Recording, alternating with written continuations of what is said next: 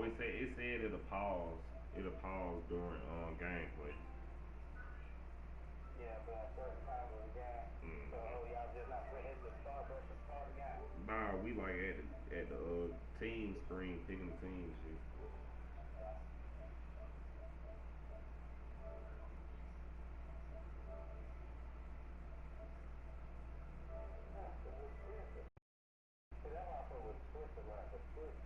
Simple. The point of pride. I'm the super rich complaining. I want more in life.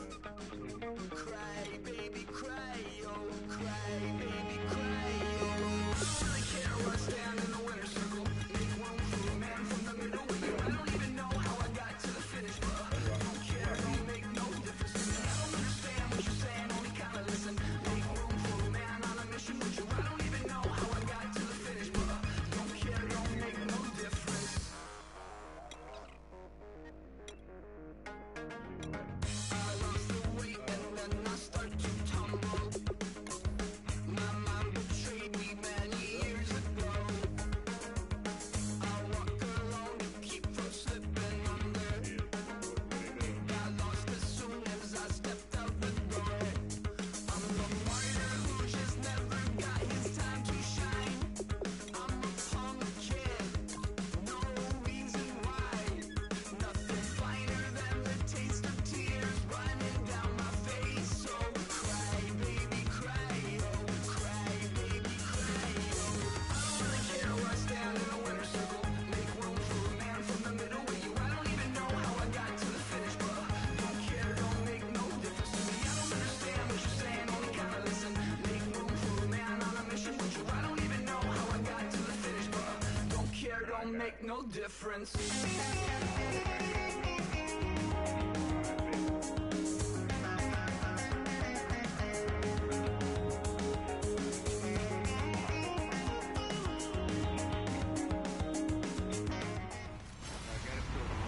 Hello, everyone. I'm Larry Ridley, and this is the NFL on EA Sports. Here we've got a pair of running backs. We're hoping their number will be called plenty in today's game. It's the Steelers going up against the Raiders. With kickoff straight ahead, let's check in with the two men who'll be calling tonight's game. As we say hello to Brandon Gotton and Charles Davis. Larry, apart from a 13-year gap in L.A., we are at the home of the Raiders since 1966. But how much longer will they be playing football in Oakland, California? Tonight, we've got a great Sunday night matchup between the Pittsburgh Steelers.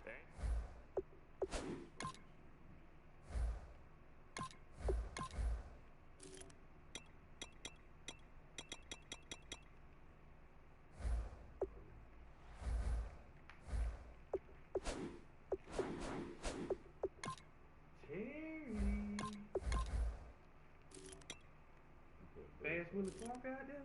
I ain't that man. You know what I used to say? You don't even remember. Steady dough. You don't even remember. What we can see of the ball appears to be teed up and ready to go. And off we go from Oakland. This fielded at the 2. And he'll get it up across the 20 to the 21-yard line.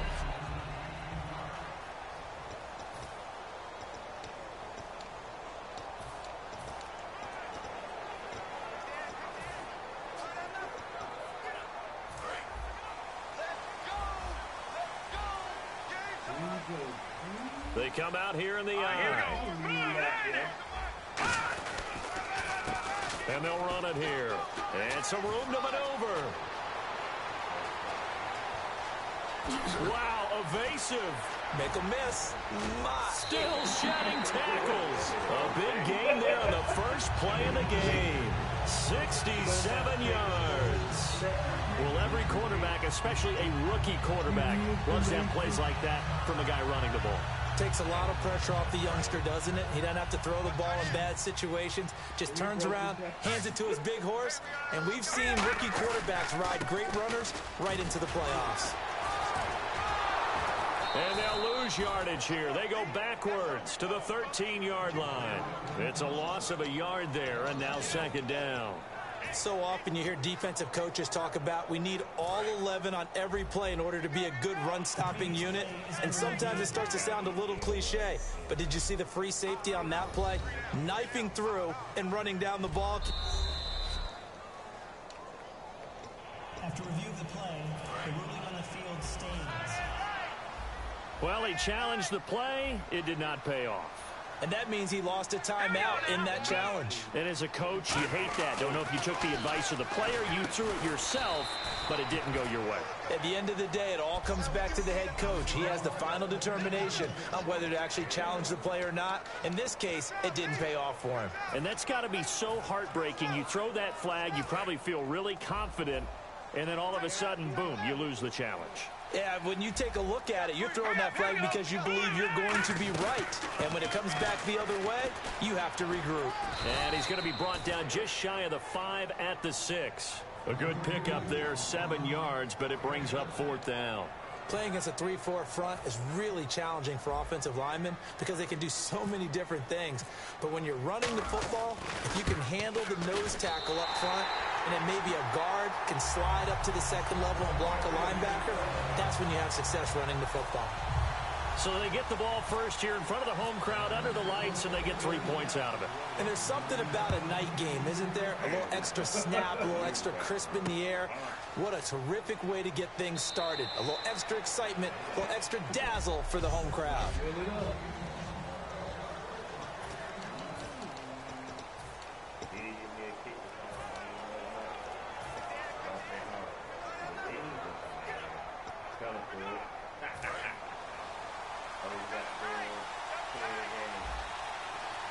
They come up with one running back. That's Bell. Now they'll run it on the toss. And this one goes nowhere. Losing yardage back at the 22. A loss of a full 3 yards, and now it's second down. For those who watch the game and want to question the courage of the guys who play on the corner, how about when you see a toss sweep coming your way, yet you still go into the backfield, get past the blockers, and make the tackle? That's big league. Wide open receiver complete. 23 yards on the play.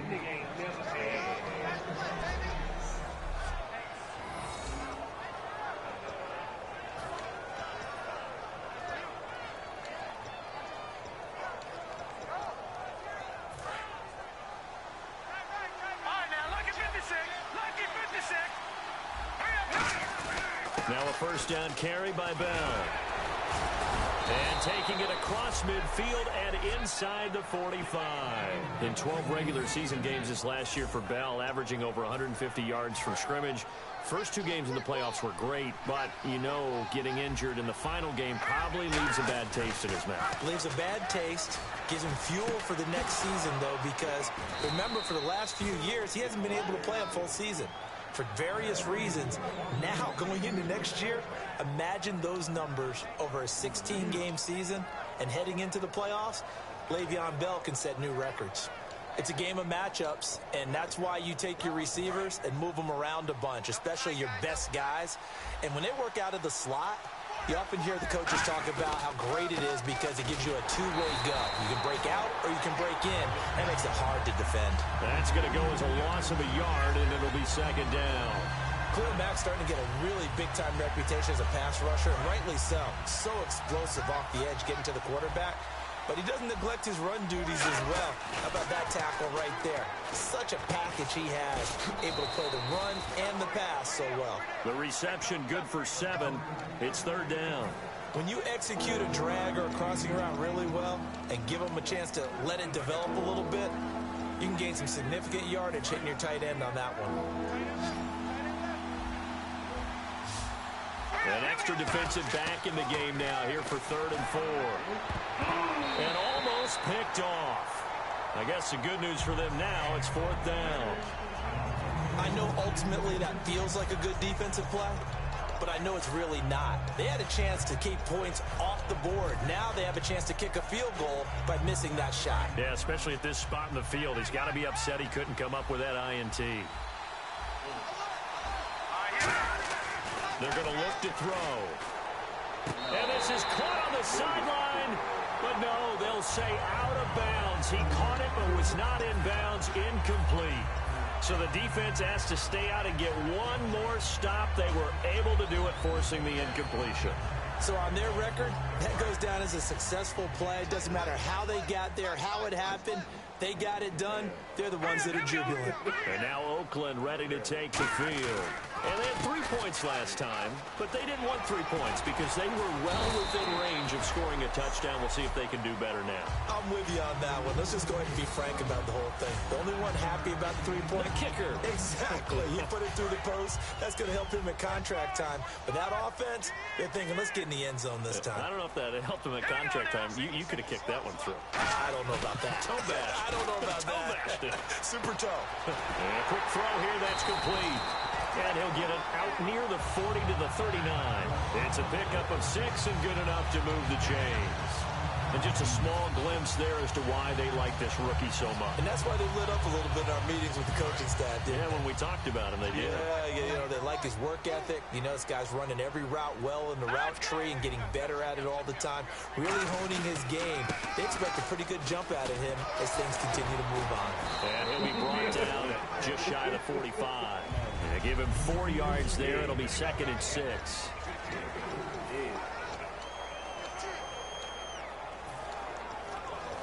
And clock running here. Under a minute to go now in the first quarter of a 3-0 game. Off the play fake. He'll look to throw. And his throw's going to be incomplete. They got pressure there and only rushing 3. And there's a defensive coordinator right now who is celebrating not just getting home with 3 there, but realizing if that's the type of pressure he can get in the entire game, then his pass defense is going to be excellent. You drop in 8. Where are you going to go with the football? Now they go screen. It's complete. A short gain there of just 4, and that'll bring up a 4th down. And how about the call here? They need 2 yards in their own territory on 4th down, and they're going to go for it. All right, here we go. The charge.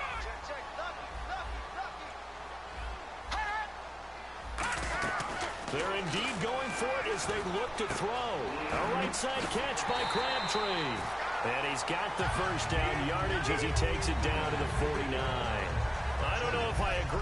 Ready to go now in the second quarter. Brandon Gaudin, Charles Davis. It's the Raiders in possession of the football. And they've got it here with a first down. They'll run it now out of the gun. And he's going to be met at the line of scrimmage and taken down. Officially no gain on the play, and it's 2nd down. So nothing there. I don't know that that's all in the back, though. You got to look at blocking there, don't you? I would agree with that totally. At some point, they have to win at the point of attack. Instead, it was the defense getting it done again and holding them to no gain. They'll run it now out of the gun. And some room to run now. And he's brought down. Give him 12 yards on that one. It earns him a fresh set of downs. We really didn't have any doubt that he was going to be one of the top-rated rookies coming into the league, especially as a runner. And he's given us no reason to change our minds. That's a big-time run, and the production that he showed us in college is translating very well into the National Football League. And the play clock's running down. They'll set up, looking for Crabtree, and it's intercepted. A great read, and it's picked off. And they have the football, and will set up shop at the 33-yard line. Well, this is a defense that can confuse even the best of quarterbacks with their zone schemes. And here you've got a linebacker that's going to stay at home and just sit down in that zone. And this one basically comes right to him. And the Steelers set to take the field. And on the last drive, they were in field goal range. They just opted not to kick it, didn't get it. How does that change the mentality this go-around? I don't think it changes much for the head coach because this is what he preaches all the time. Attack at all times in any spot on the field, and he likes touchdowns, not field goals. Now, your field goal kicker, you've got to make sure you nurse him through and say, okay, don't worry about it. When we need you, you've got to be ready to go. And the team, of course, loves to see points on the board. So let's see if it changes a little bit if they're in the same spot again. Yeah, we'll see what the decision is here if they get to that spot. James has got it. Complete. Give him 11 yards that time and a new set of downs. So much goes into a successful play, doesn't it? How about that play action there, freezing the defense just enough to bring the tight end free downfield for the completion. So here we go, 1st and 10 now. They come up with one running back. That's Bell. And no room that time, getting it to about the 46. Give him a couple on the carry there, 2nd and 8. That's a good play by the guys on the defensive side of the ball. Held him to a gain of 2. And that changes the playbook a little bit now for the guy calling plays. 2nd and 8. Now he's got to probably think about going to the air instead of maybe staying with the ground game. This is caught by Antonio Brown. They pick up 12 on the play there, and they move the chains. Brown finishing 2016 with over 1,200 yards, 106 receptions. Now for him, people were expecting maybe some bigger numbers, Charles. What did you make of Antonio Brown's season? Well, what I made of it is that he started to get more help along the way. Jesse James developed at tight end. Once Le'Veon Bell got into the lineup, he started to catch passes out of the backfield and ate up a few numbers as well. So Big Ben had more targets to throw it to. That should help Antonio Brown going forward in 2017 because he'll still be the primary guy. But when you get help, well, you can make bigger plays downfield. It's a gain of 21 that time. And the Steelers are going to have a 1st and goal. When big runs occur, sometimes there's a sense that things were pretty easy, and that one carried them down inside the 10. But getting into the end zone now, that won't be easy at all because you're going to face different defenses and not as much real estate to work with.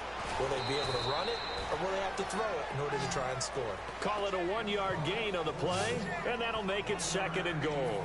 I wouldn't be surprised to see the next step in utilizing this position is to actually utilize more of a scat back in this spot because we saw the catch there, right? He made it. He's a bigger, stronger guy, maybe not quite as elusive as maybe someone else you would put in. Yeah, didn't get the big yardage there you might out of a smaller back. Well, we're not playing 3 yards in the cloud of dust football anymore. I kind of get why those old school coaches sometimes didn't want to throw the football because if it's popped up in the air, it almost turns into slow motion and both sides trying to get to the football and you're holding your breath wondering whether it's going to go good or bad for your team. Looking for Green, and it's intercepted. A great read, and it's picked off. And now the rookie's free. The 30. And he takes this one back into the end zone, and the Raider defense delivers a score. 3rd down, passing down. They throw the extra defensive back in there for a nickel package, and it worked out. And it's not anything that you would think is just great strategy. It's just that when you have 5 defensive backs on the field and an obvious passing down, it's a lot tougher to complete a pass. And on that play, they completed it just to the wrong team, and it cost them 6 points. So they throw the pick 6. They'll get another shot at it now as this one's in the air. This is fielded at the goal line. And it's a pretty good return here as he'll get it up to the 29-yard line.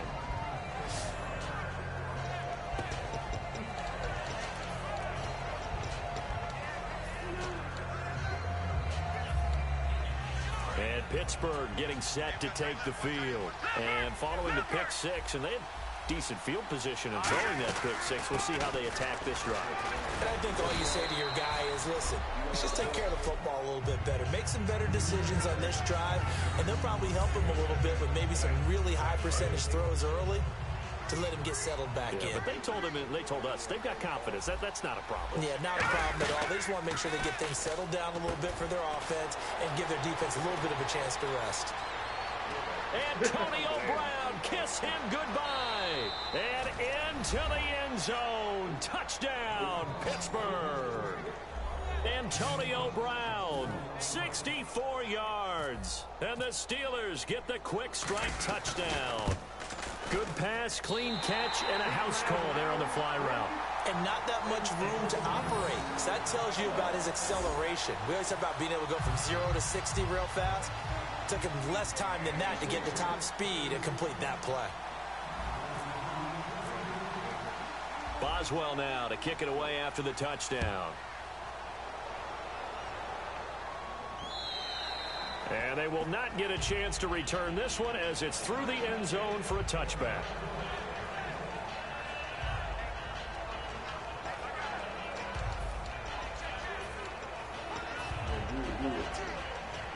And now Oakland ready to take the field. Looked like they had something going last drive. Then the interception happened. Will they recover? The memory they need to keep with them is that they did have something going. They were moving the ball on offense, had a nice sequence going. Don't worry about the other part. You can't get that back. Let's go back to what you were doing well before. I thought you were going to say they need to have no memory, but remember the good part, forget the bad. I like that even better.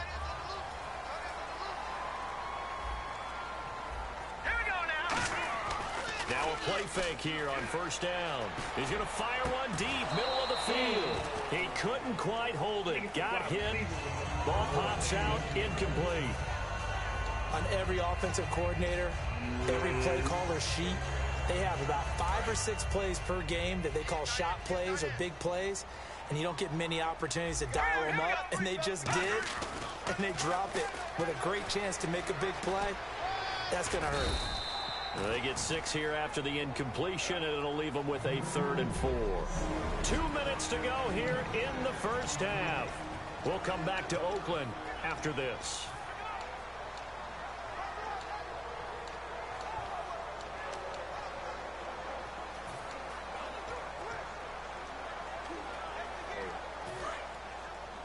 A reminder coming up at halftime while the two of us head for warmer areas of the press box. We'll be sending you to Orlando where Larry Ridley will have highlights and analysis of this first half. Send me to Orlando, please. Don't be so soft. Eluding the pressure right. And he's going to lose a yard or two. Taken down behind the line. No move to get the offense off the field. They're going on 4th and 5.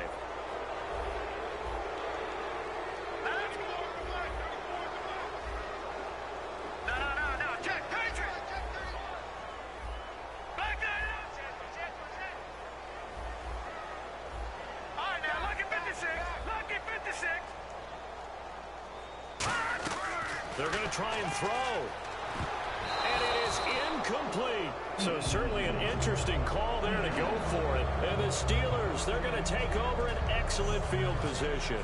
So shall we say a bold decision to go for it, and that bold decision does not pay off. And when you talk about bold, you're saying all caps? All caps. Yeah, without a doubt. Maybe they're telling their defense they have a lot of faith in them. I mean, that's how you have to spin it, is that you tell your defense, you know something? We were able to go for it there because you guys are so good. I'm not worried about things. That's the only explanation I can come up with in this situation. He better get ready to spin it for that post-game presser because you know he's going to be out. He's going to have to spin it for his own locker room, frankly. Well, the strategy was evident there. Get it to your tight end and make it a one-on-one play with a cornerback. Who's usually going to win that one? The tight end, but not there. Not in this situation.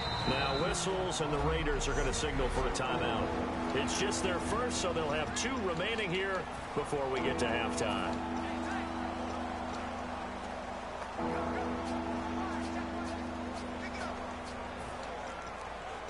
The line to gain is the 33 on 3rd down.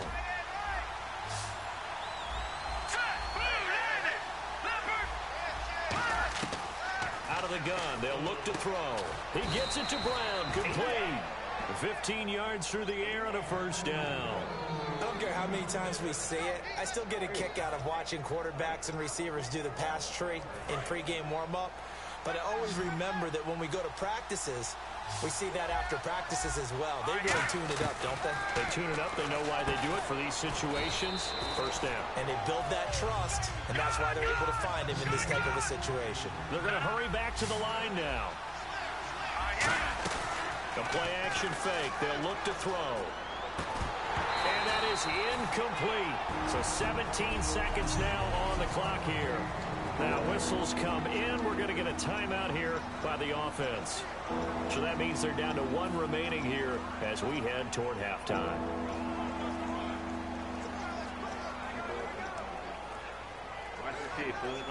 And the offense looking to pick up the first down after the 2nd down incompletion. And the Raiders call on a nickel set for 3rd down. Again, he'll drop to throw. That'll be incomplete as the clock will stop with 14 seconds remaining. I'm not sure we could spot any tendency here on this 3rd down. They could have run it or passed it. Either one was available. They chose to try and get it through the air, but they were unsuccessful. Now on 4th down, back from an ACL tear. Here's the Steelers veteran kicker Sean Sweezum for the field goal try. This just a 35-yard attempt from the left hash. And this one is no good. He missed it. And this score will stay right where it is. Everything looked good. Good snap, good hold. Sometimes, though, the ball just doesn't want to go where you want it. And this one winds up no good. They'll put 2 receivers left, 2 to the right. They'll come out throwing here on first down. Finding time. He'll rifle this one deep right side. And they went big on first down. Proves unfruitful. Sure, that pass was incomplete as they made an attempt to get a big one downfield. But that's okay because the second part of that is if you don't get the completion, at least you've told the defense you're trying to stretch them out a little bit, and they may have to change accordingly. And they line up now for what will likely be the last play of the first half. So the D-line's going to spread out. They'll run it now out of the gun. And he'll push his way forward to about the 32. And hello, I guess Larry's halftime show was buttoned through. And we are moving on and ready to go for the third quarter. Both teams appear ready for the fight ahead, and we resume action here in quarter number 3. And this will not be returnable. It's out of the back of the end zone for a touchback.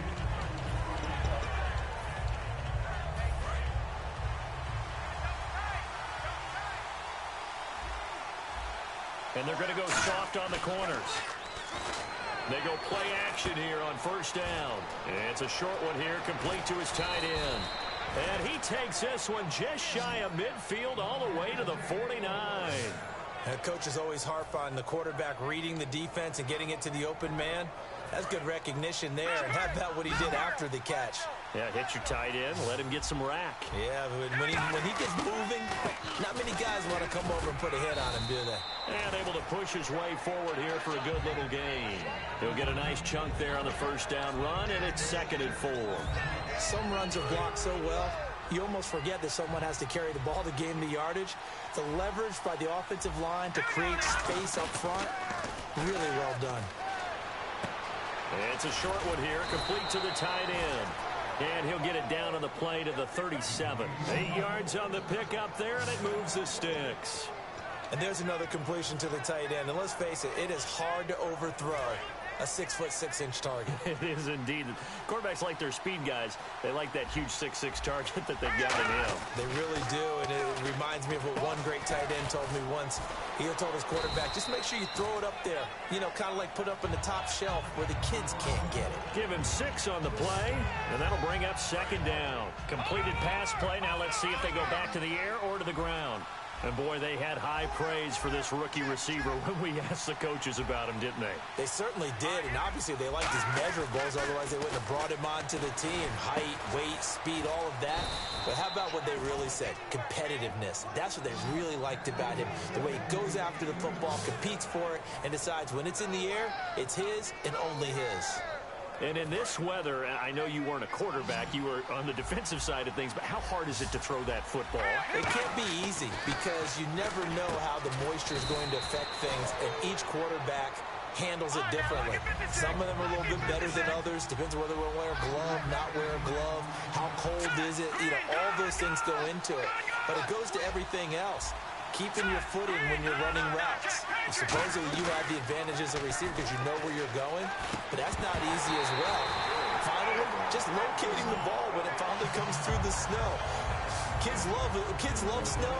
Players, not so much at times. We know it's not an easy job to go out and catch passes when people are trying to tackle you and knock the ball away. But the bottom line is, that's a pass he's got to have and a pass he should have caught. An extra defensive back on the field here for 3rd and goal. Looking to throw, and he's going to take it in for a Steeler touchdown. Le'Veon Bell, a 5-yard touchdown. And the Steelers have taken the lead. So on 3rd and medium, they dial up the pass, and it works to hit the end zone. And it's really not a surprise to me. That's a throwing down in the NFL because of how tough it is to run the football. But what offenses like to do is still show run formations to make them respect it and throw out of those. In this case, they took a nice shot at the end zone and made it pay off. Boswell now to kick it away after the touchdown. This will be taken in at the 1. And he'll bring it a few past the 20 to the 23-yard line.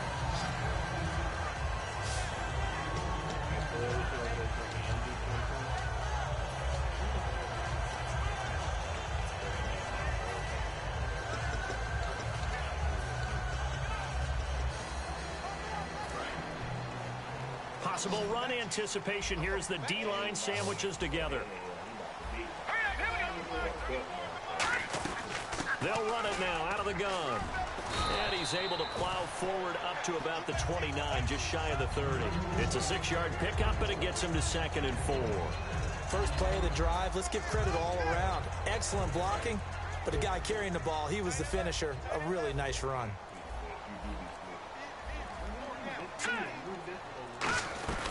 They'll run it now out of the gun. Call it a gain of 7, and it gets him a new set of downs. So many teams want to throw the ball in this situation nowadays, but I love watching a team that has enough confidence to go ahead and run the football. In that situation, it's almost a tendency breaker. So the run moves the chains, and here we go on 1st down. Off the play fake, he'll look to throw. A right side catch by Crabtree. And he'll be taken down, but not before he gets into enemy territory. Looking to speed things up here, going with some tempo. They'll run it now out of the gun. And they will stop him after a fairly minimal pickup. 2 yards on the carry there. It'll be 2nd down. Well, that's not a run that's going to make any of the highlight tapes, but they've been moving it well all game on the ground. This is another one that keeps it moving forward. They'll give it to him right up the gut. And for one of the first times tonight, he's going to be held up at the line of scrimmage. No gain on the play there, so that doesn't help. Now they're looking up at a 3rd and 9 situation. And there's a nice stop for the defense. They've had a tough time containing this guy all game long, but maybe they can build a little bit off of that play, a little bit of confidence, a little bit of momentum. Yeah, every now and then you can actually tackle that guy. And now on 3rd down, they'll need to get it to the 36 to pick up the first. From the shotgun, he'll look to throw. Oh, a ball batted in the air, and now it's intercepted. A great read, and it's picked off. And his guys will take over at the 25-yard line. The Raider defense now, here they are as they get ready to trot back onto the field. Last drive, touchdown surrendered. Here, see if they can stop them. It's always a constant battle of letting the last series go, good or bad, but especially bad. Give up a touchdown. Okay, forget the finger pointing, forget the blame. Go back out and play the defense you know you're capable of and help your team out. And probably look to the leaders as always. As always. They're going to be the ones going to grab some people and say, all right, let's do this thing.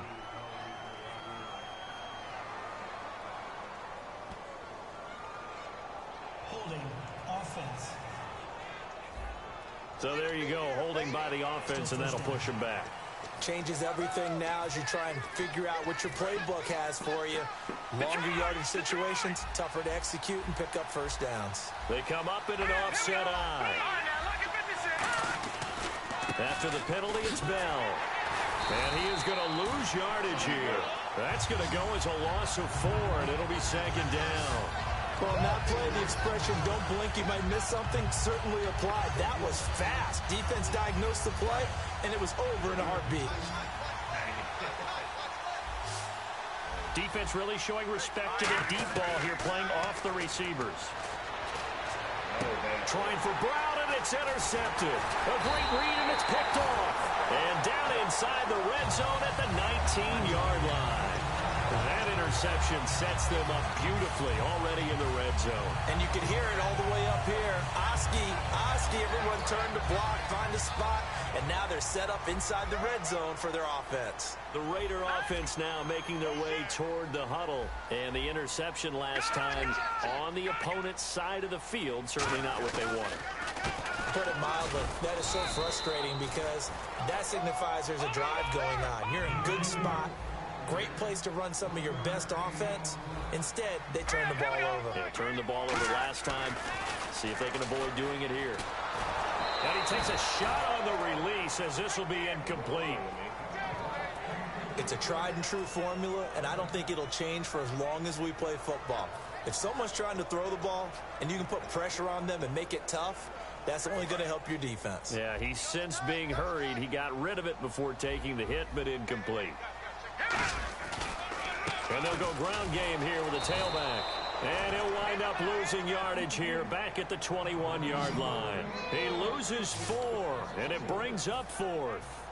Out is Janikowski now for the Raider field goal try. He hit his first, this one from 38. And frankly, Brandon, we're talking about things I'm not sure we ever thought we'd talk about in the NFL. And a lot of that is the speed at the linebacker position.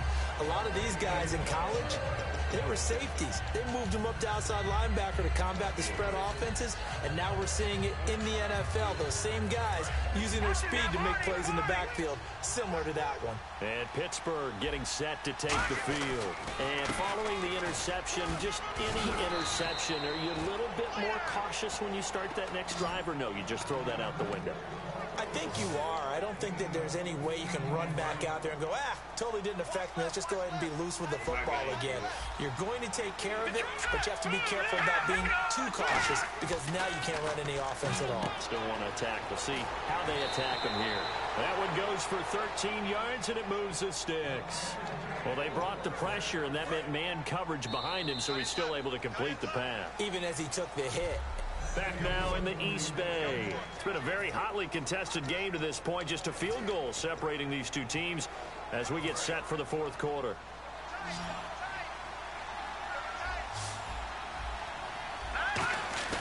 Now a play fake here on first down. James has got it. Complete.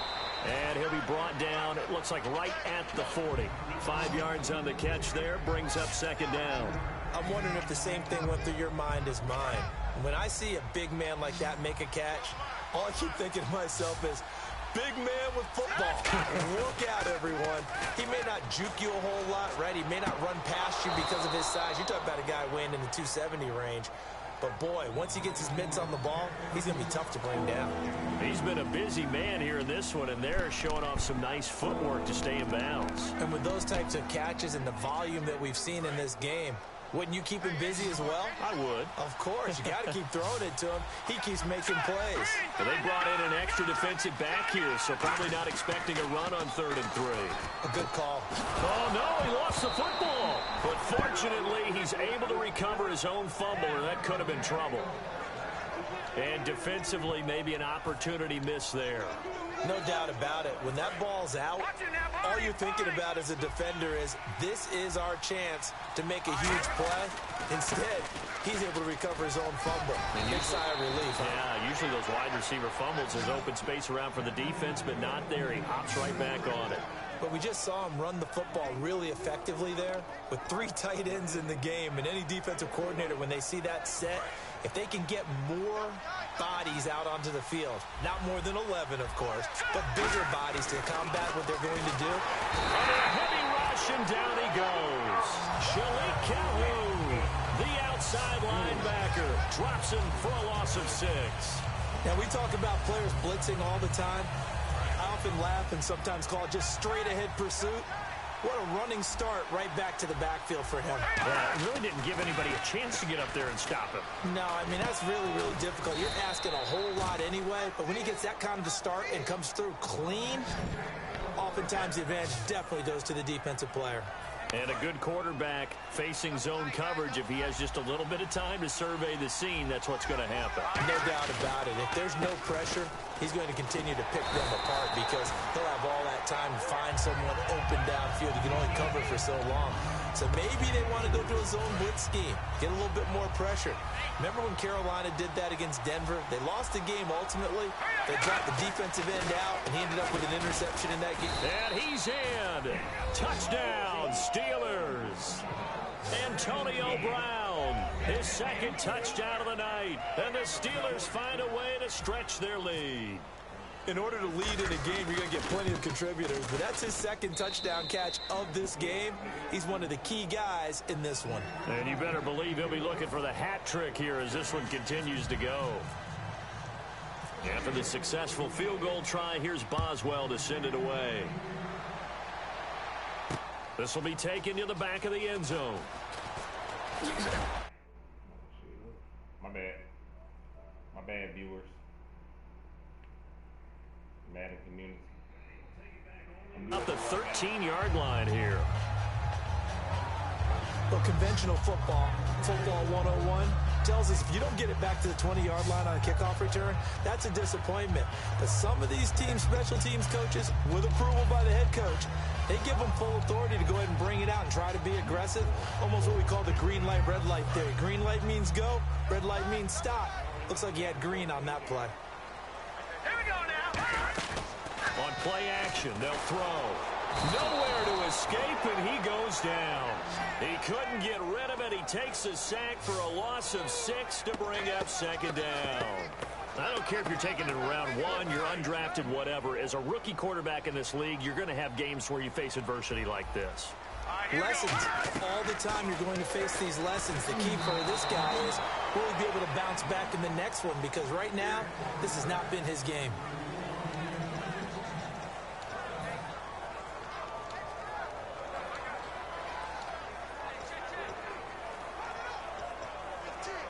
Third down here for the offense after the incomplete pass.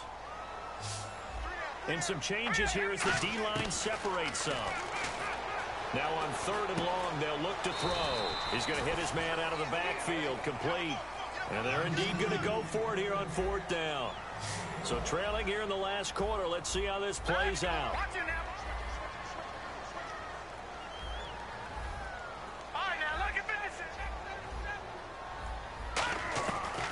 Try it here. He's back to throw. Now he'll dump it underneath to his running back. Complete.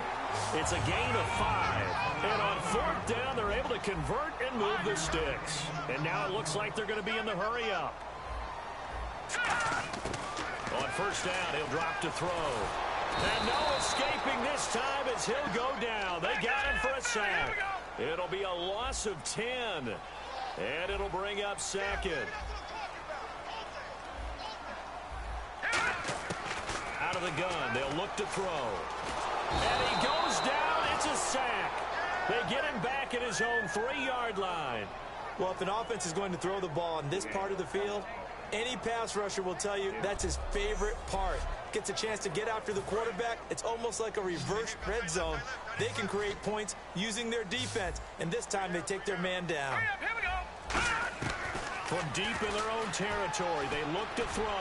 He's going to rifle one, and this is intercepted, and that should do it. A great read, and it's picked off. And his guys are going to take over at the 34-yard line. Partner, we always talk about possessions being at a premium in these games, and now in this situation, throwing an interception here when you have to claw your way back in, that one's going to hurt, and in a big way. And Pittsburgh getting set to take the field. They go play action here on 1st down. This will be caught inside the 10. And he's brought down, but not before reaching the 8-yard line. And they're going to speed things up here. They'll look to throw. And no escaping this time as he'll go down. They got him for a sack. Time for a break. We'll come back and see this one out after this. So the Steelers with the football as we get you reset. And let's see what they've come up with offensively after having time to talk it over. That's complete right around the 8. Now whistles and the Raiders are going to signal for a timeout. It's just their first. They've got 2 more to use here in the final stages.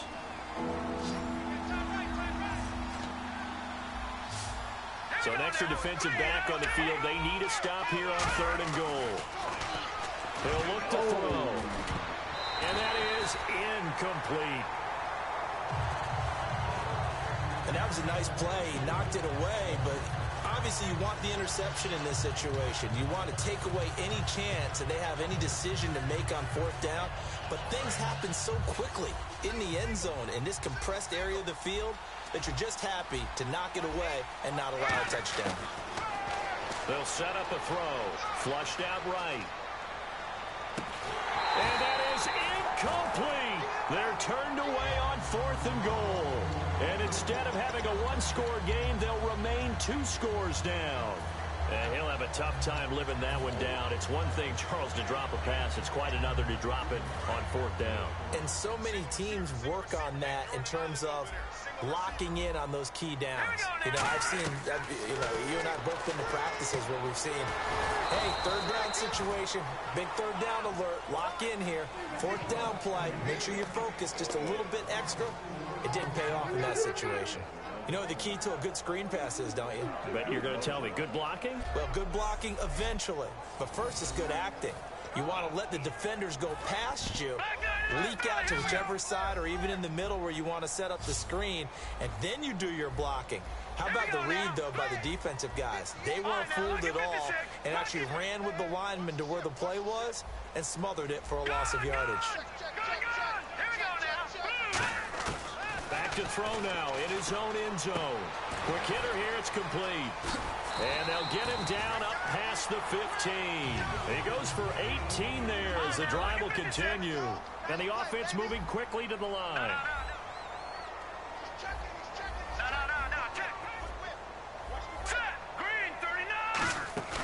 Now a play fake here on first down. He's got time in the pocket. And he'll be hit as he releases it. And that'll fall incomplete.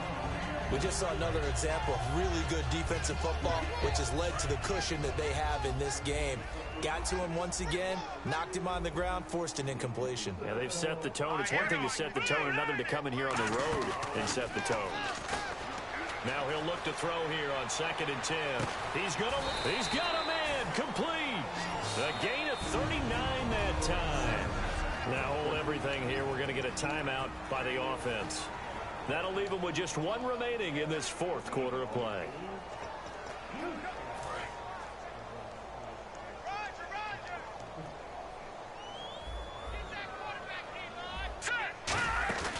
Off the play fake, he'll look to throw. Nowhere to escape, and he goes down. They bring a man off the corner that time, and he gets home for a loss of 6. And they're going to hurry back to the line now. Back to throw. Oh, the ball comes out on the hit, but they'll say it's incomplete.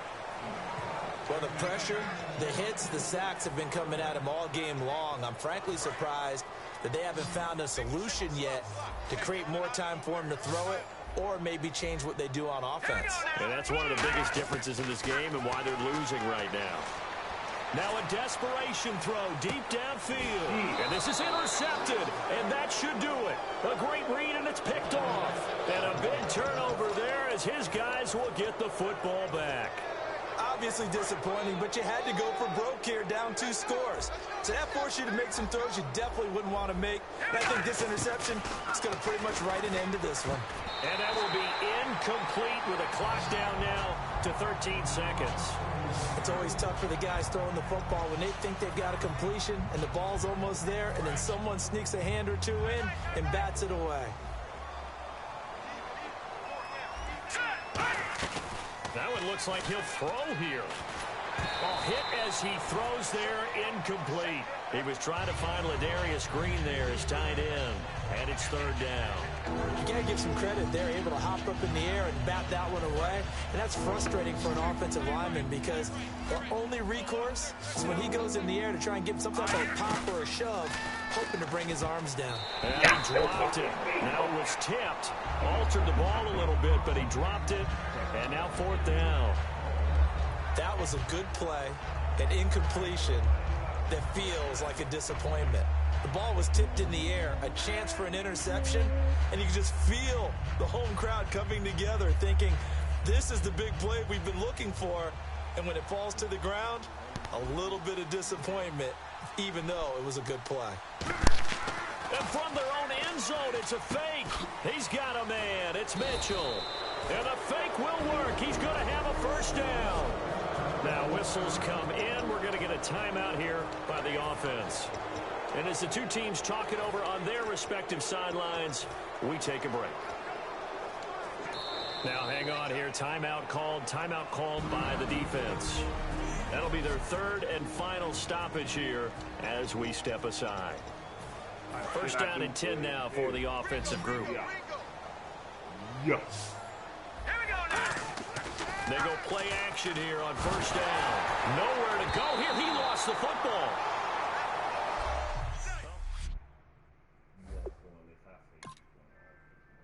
That's my fake punt. Yeah, man. I told you I'm in your playbook, motherfucker. Jesse James ain't a damn thing changed.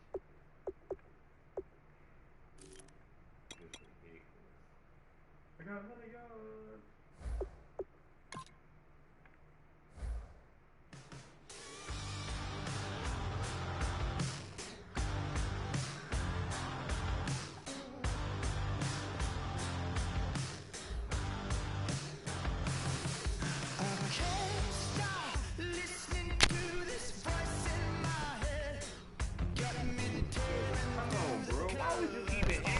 Fucking, are you really asking that? Did you really just ask me that? Who was the Steelers? Are you for real? Are you over there smoking? Did you just hit your first blunt? Did you just ask me that? Who was the Steelers, man? Come on.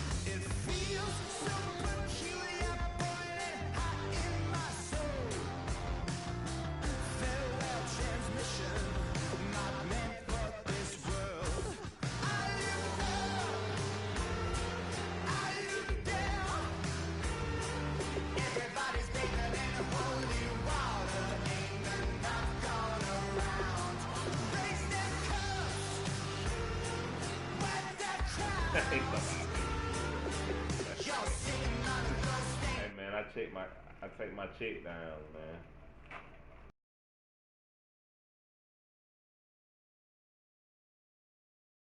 Flex, yeah, I take my check down, my nigga. Take what the defense is.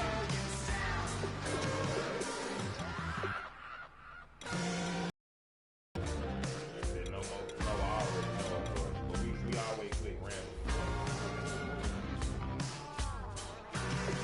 Yeah, we always click random.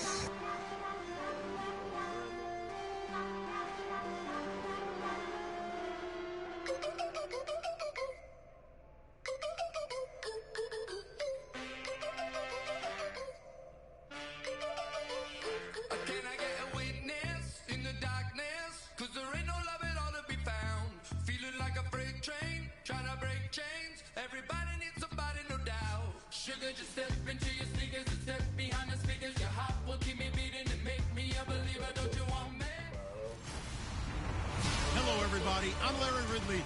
Welcome to the NFL on EA Sports. Tonight's matchup features two quarterbacks who will be trying to lead their team to victory. It's the Ravens going up against... We're about 40 miles south of Candlestick Point as we welcome you inside Levi's Stadium in Santa Clara. Tonight, we've got a great Sunday night matchup between the Baltimore Ravens and the San Francisco 49ers. Justin Tucker set to boom this one away. And we are underway from Santa Clara. It's a very short kick, taken right at the 20. And they're going to start this drive in pretty good shape as they get it up past the 30.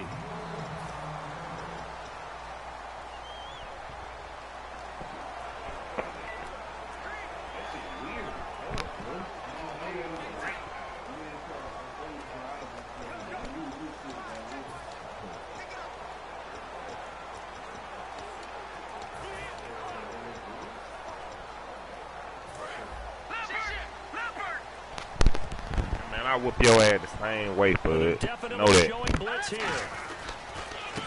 They'll give it to him right up the gut. And he'll rumble for about 5, up close to However the 40. you want it, man. And that looked like some pretty easy yardage there right up the gut. And he's a guy that has some height to him. So when you don't have to drop a shoulder or create or get through contact or trash, makes it a lot easier to stay upright, see the field, and make a run as we just saw there. You ain't got number like 3 plays. He'll drop to throw. He's going to flip one out here to his running back. And he'll get up near the 45. They'll spot him at the 44. I like it. Get everyone involved in the passing game. And you know you can create those great mismatches throwing it to your guys out of the backfield. You know, on the first drive, that can also help establish some rhythm, right? I think so. It gets everyone involved. They feel like they're part of it. It really gets them amped up as they go forward. I play offense and he play defense, so we'll be on top. They'll look to throw here on first down. And it pops free. The collision there jarred the ball loose and brings up second down. I come get This O-line, it is the lifeblood of the offense. They establish the tone. Mean, nasty, physical. They can't wait to get after people. That allows the rest of the offense to feel confident. So they're still at the original line of scrimmage here. Second down and 10. They ain't finna go to sleep anyway. Looking to throw. Firing quickly here, and that's complete. That catch good for 5. It's third down. They ain't finna go to sleep. He don't never watch me and bro man. It's finna be a classic, though. Completed pass Oh, on finna beat second his down. ass. Now it's third down as the defense looks for the stop. Here's a play fake as they set up to throw. And he finds a man with a crossing route. And he goes down, but not before getting this inside the 25. He's such a good route runner. Shows it there on third down. Very proficient and a good pass. And you know what I've observed over the years in the NFL? The better a route runner you are, the more confidence your guy's going to have in you to go to you in important times because he can trust you being in the right spot, and they connected there and picked up the first down. Back to throw here. Oh! You ready? No, I'm already busy. 1, 2, 3. Got room. And he'll get him inside the 15 down to the 14-yard line. It's a 9-yard pickup on the play, and it'll be second and about a yard to go for the first. Oh, man, right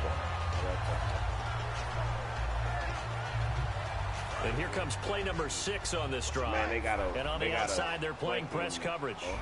They got a billboard on the old net. That's exactly what it says. They'll drop to throw. Oh, nearly picked.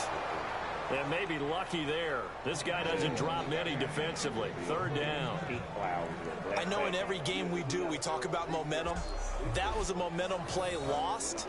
And now there could be a letdown because they didn't get the interception. Yeah, you could almost hear the collective gasp on the sideline as he could not come up with that football. Here comes the D swarming to the line. And Charles, a couple extra defensive backs in here on 3rd and 1.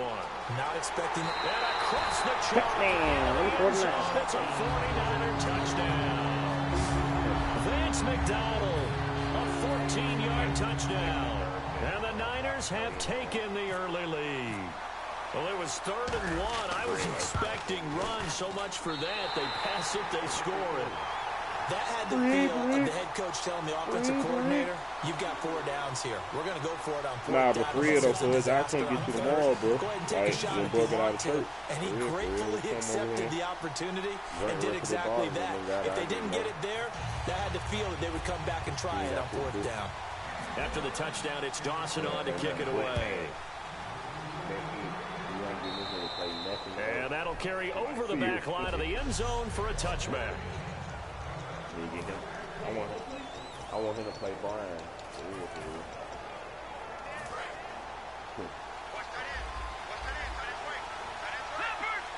They come out here in the eye. Now a handoff as they run left side. And he'll get this one up to the 26. Just a yard on the pickup there, and it'll bring up a 2nd and 9. Second down following the run.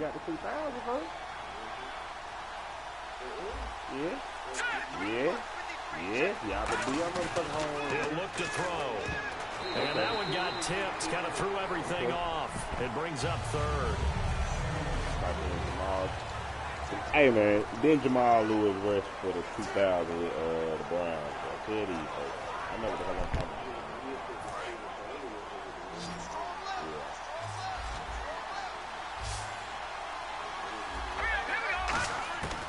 On third down, he'll drop to throw. Wow, when he throw that? And the third down pass falls incomplete.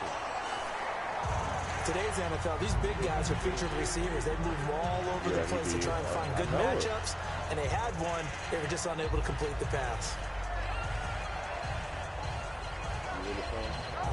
So on fourth down, the Ravens will call on Sam Cook to punt it away.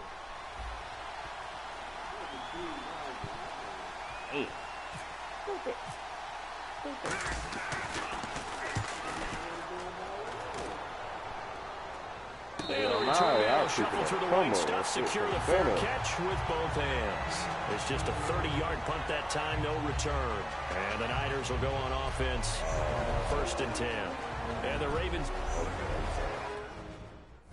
Yeah, all right.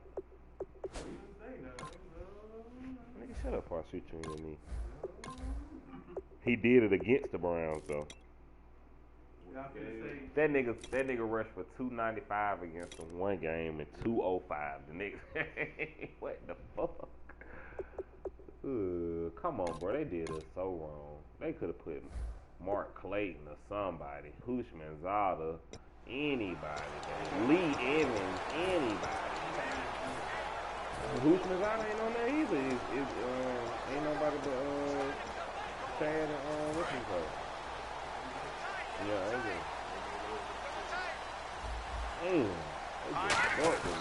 now a play fake here on first down. Out to his left. He's got the hook up here on the comeback. They got 18 yards out of that one, and it gets him a new set of downs.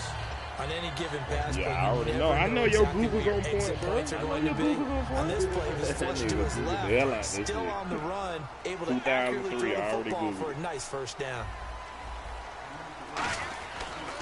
Now they try the right side here. And he got blown up. Losing yardage on the play back at the 44. That's going to go as a loss of 2, and it'll be second down. The defense won that play so fast that I think if the running back even had time to notice if anyone was there, it was just a blink of an eye, and there was a loss on the play. He'll look to throw. And Davis has it over the middle. Touchdown, 49ers. Vernon Davis, 44 yards. And the 49ers add on to their lead. It used to be that if you were a big wide receiver and the coaches wanted to make you a tight end, you resisted the move. Now it's almost a glamour position because they have the mismatch advantage. Are you going to cover them with a linebacker? Come on, man. You know, man. Defensive back, they're going to be bigger.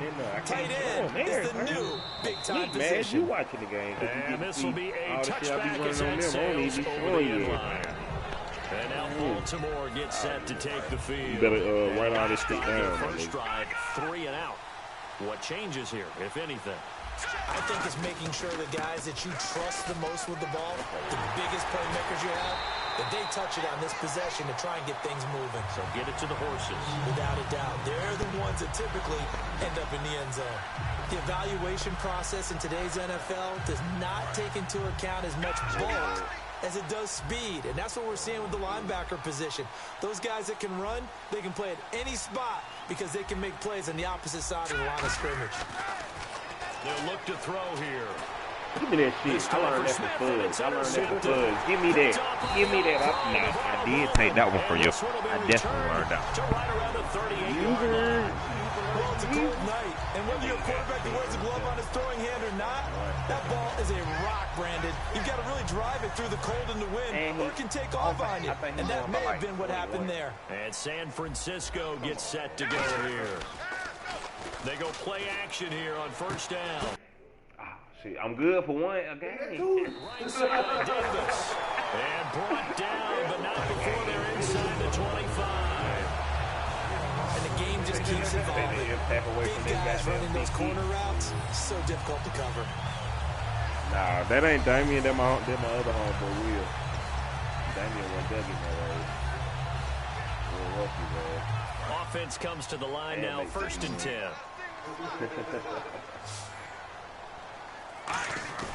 The play action fake. They'll look to throw.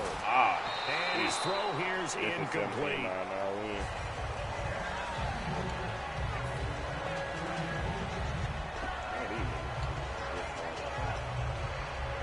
And this should be the final play before the quarter ends. Nigga, it's 1 o'clock in the morning. Here we go now. He'll try again with the arm here on 2nd down. And his throw's going to be incomplete. Yeah, you get your ass on here, nigga. I stunk your motherfucking ass too, extra nigga. time. 2nd quarter now. Brandon Gaunt and Charles Davis with you. It's the 49ers in control of the football. They've got it 3rd and 10 here to start things out. Defense showing blitz. And the Ravens bring out an extra defensive back here on 3rd down. Could be a blitzer. And he takes a shot on the release as this will be incomplete. Putting pressure on the guy throwing the football is always good, but when you can couple that with contact on him that leads to an incompletion, as we just saw there, that's winning football. And this one's Bro, not close. are you Not serious? even close. Are Short you and to the fucking right, serious, it's no man? good. And this score will stay right where it is. Are you So it's an fucking empty serious, possession bro? there, and you'd have to say it's not like him to come up short on a kick like that. Yeah, and it's real easy for me to say this, but anything in the 40 to 49-yard range should be pretty automatic for an NFL kicker, especially in terms of at least getting it there. So you're right.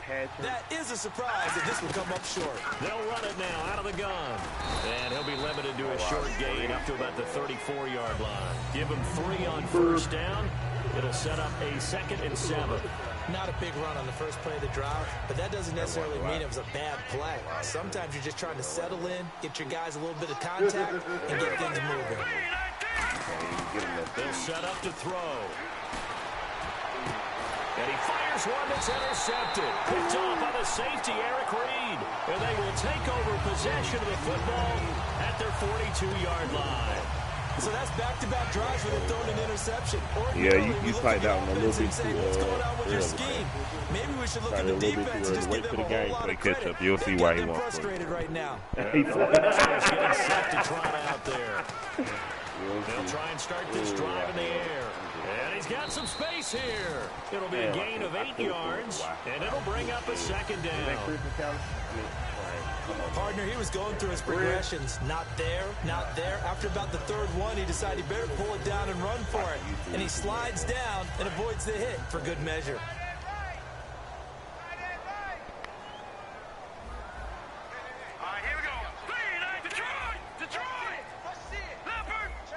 They'll need to get the play off quickly.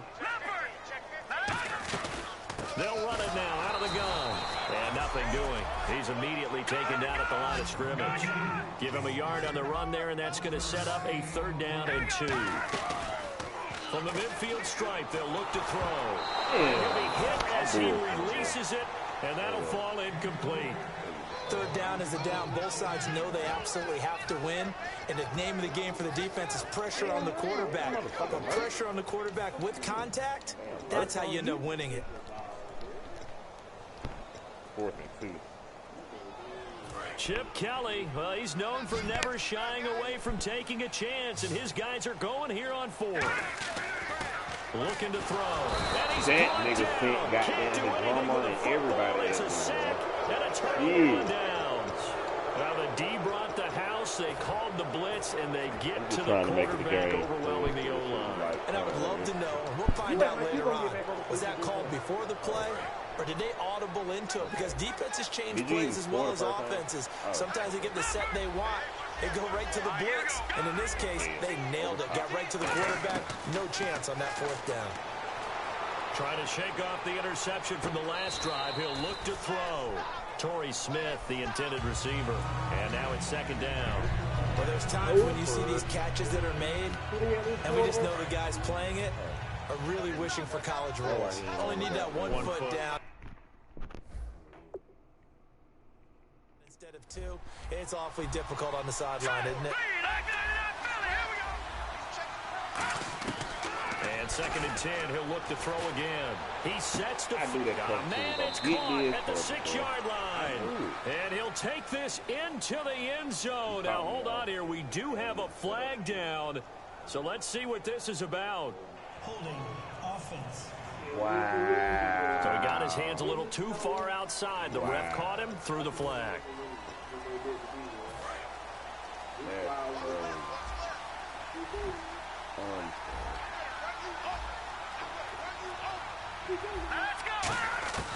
Out of the gun, they'll look to throw. It's caught on the right side. It's Smith. Only 3 yards on the catch. It's 3rd down.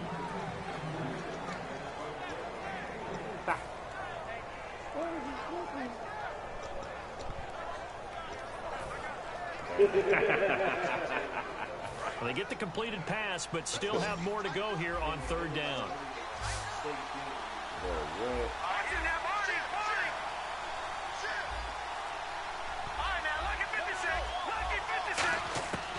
Now they'll throw here out of the gun.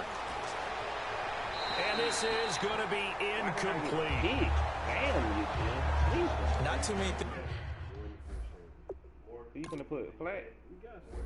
Flack got his back. He finna put Flacco in, bro. He putting Flacco in. So answer the question right here, Bud. Is the audio slowed down too, or is it just the goddamn video?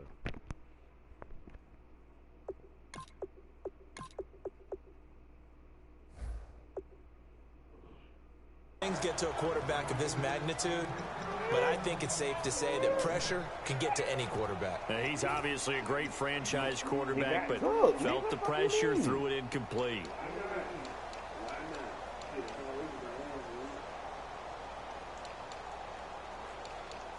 Now Justin Tucker. He has hit from 61 in his career, so he has the leg for this. And, folks, this is a 67-yard attempt. And I don't think this has the carry. It does not. It's no good. And this score will stay right where it is. Well, this winds up an empty possession. Everything looked okay. He just never got the ball on target. And knowing him, he'll be disappointed with that effort. Out on the field now, here come the 49ers. And last time they were very fortunate, this offense. They went for it on 4, turned it over in their own territory. But the other guys held up. They didn't give up any points. So how about the guy with the #1 headset on the sidelines, the head coach? That was planned going into it, not necessarily to not get the first down or to have the defense have to hold up. But he trusted his defense. Trusted his defense very much, and I think that's how he's going to play this game. Go for it, be aggressive, because I've got the wild bunch backing me up over here on my own side. Now we'll see what his offense can do.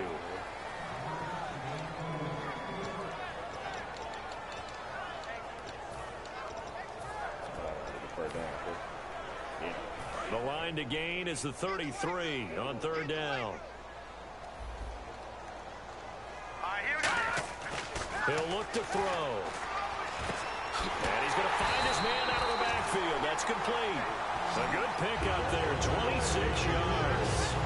And defensively, they were in zone coverage there. Do you have to be a little careful? You're losing playing against a good quarterback like he is to not play too much zone? Yeah, you have to be careful about how much time you're giving up. I think it's a good point you just brought up. So maybe if you still want to play zone, you go to a zone blitz scheme. And you can drop anyone out of your defensive front. Defensive end. Nowhere to go here. He lost the football.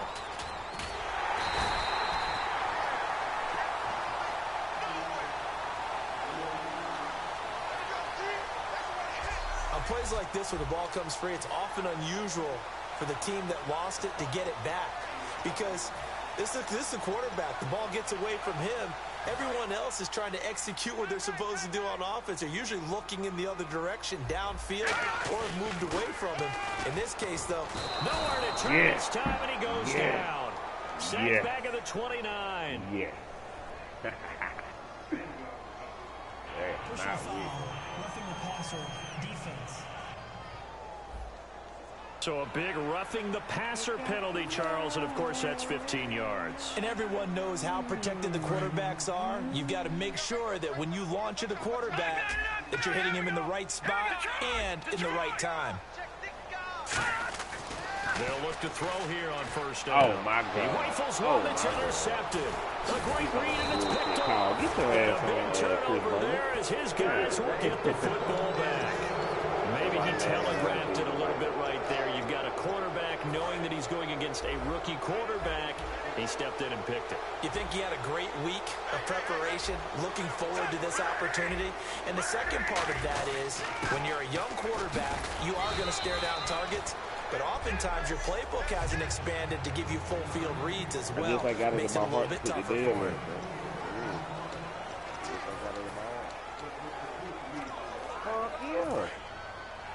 A reminder coming up at halftime while the two of us head for warmer areas of the press box. We'll be sending you to Orlando where Larry Ridley will have highlights and analysis of this first half. Send me to Orlando, please. Don't be so soft. They'll set up the screen for Forsett.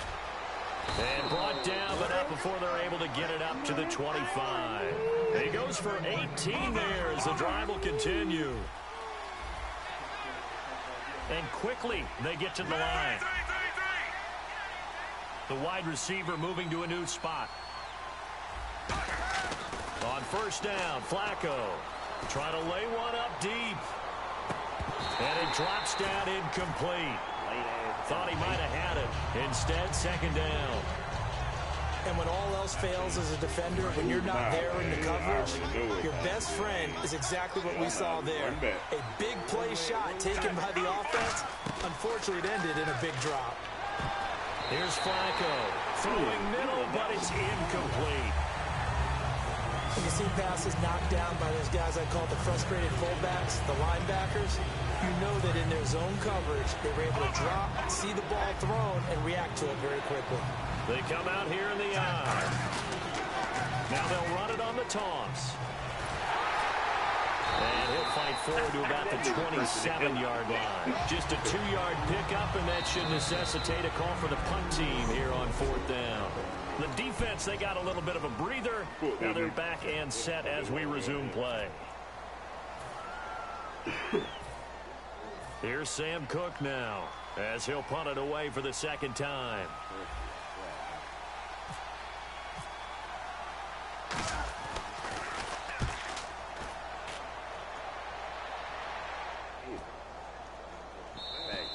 And this one hits at the 1, continues on into the end zone for a touchback. All right, Fred. All right, Fred. Let me give you what you want. I get the ball half.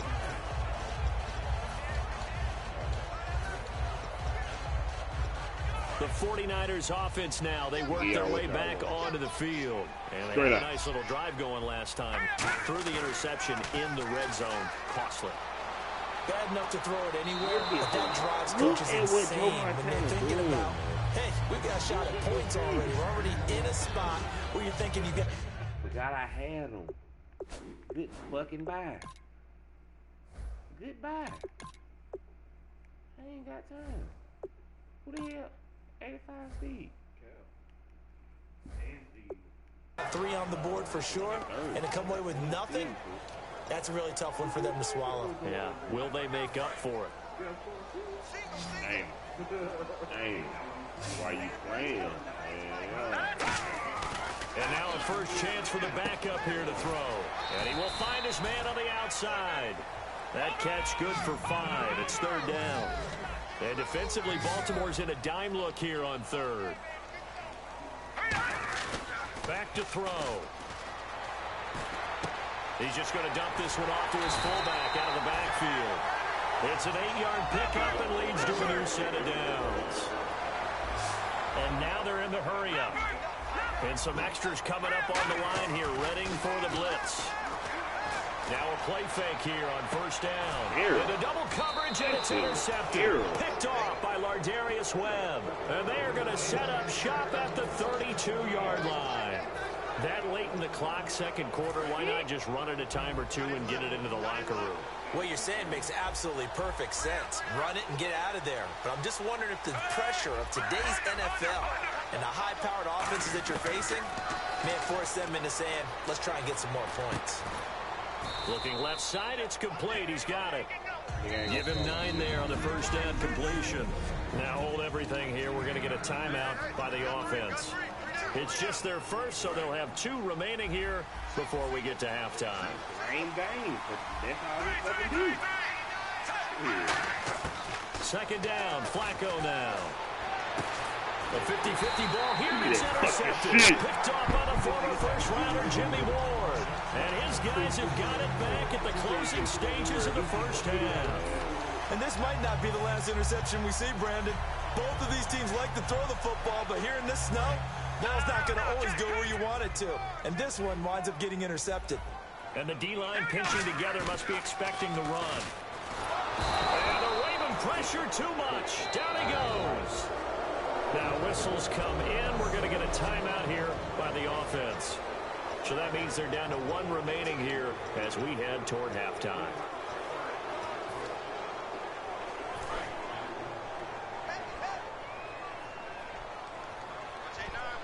They come out with 1 back and 3 tight ends. Look at the ball. One that's intercepted. A great read and it's picked off. Well, that came a little abruptly here. Still working on my apple up in the booth. Hang on here. Let me spit this out. Oh, that's one broken. And we can get to the 3rd quarter now.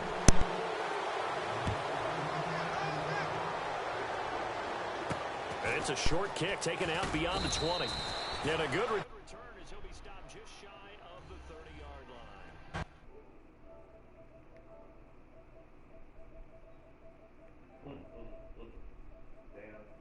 I know where to go, nigga. I was going there first. You talking about some Like you going to sound the screen. Man.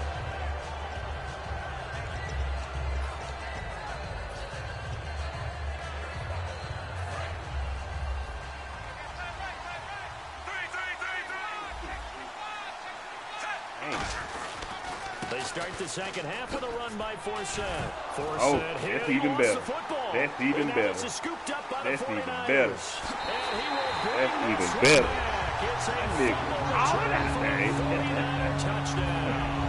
The offense, they've had some sloppy moments. Sloppy there again on that one, and it could be the backbreaker. From a defensive perspective, if the offense is going to be sloppy, you've got to take advantage of that. And that's what they've done all game long.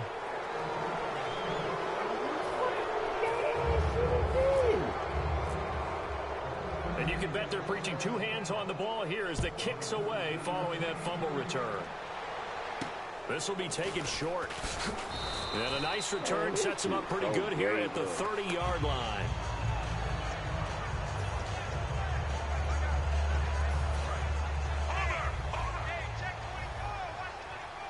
Yeah, pop his ass. Know that. They start on the ground with Forsett. Fighting him off. Just ran right through the trash. And he's going to lose yards. They take him down at the 26. Get this fucking ball when they kick field goal. Oh.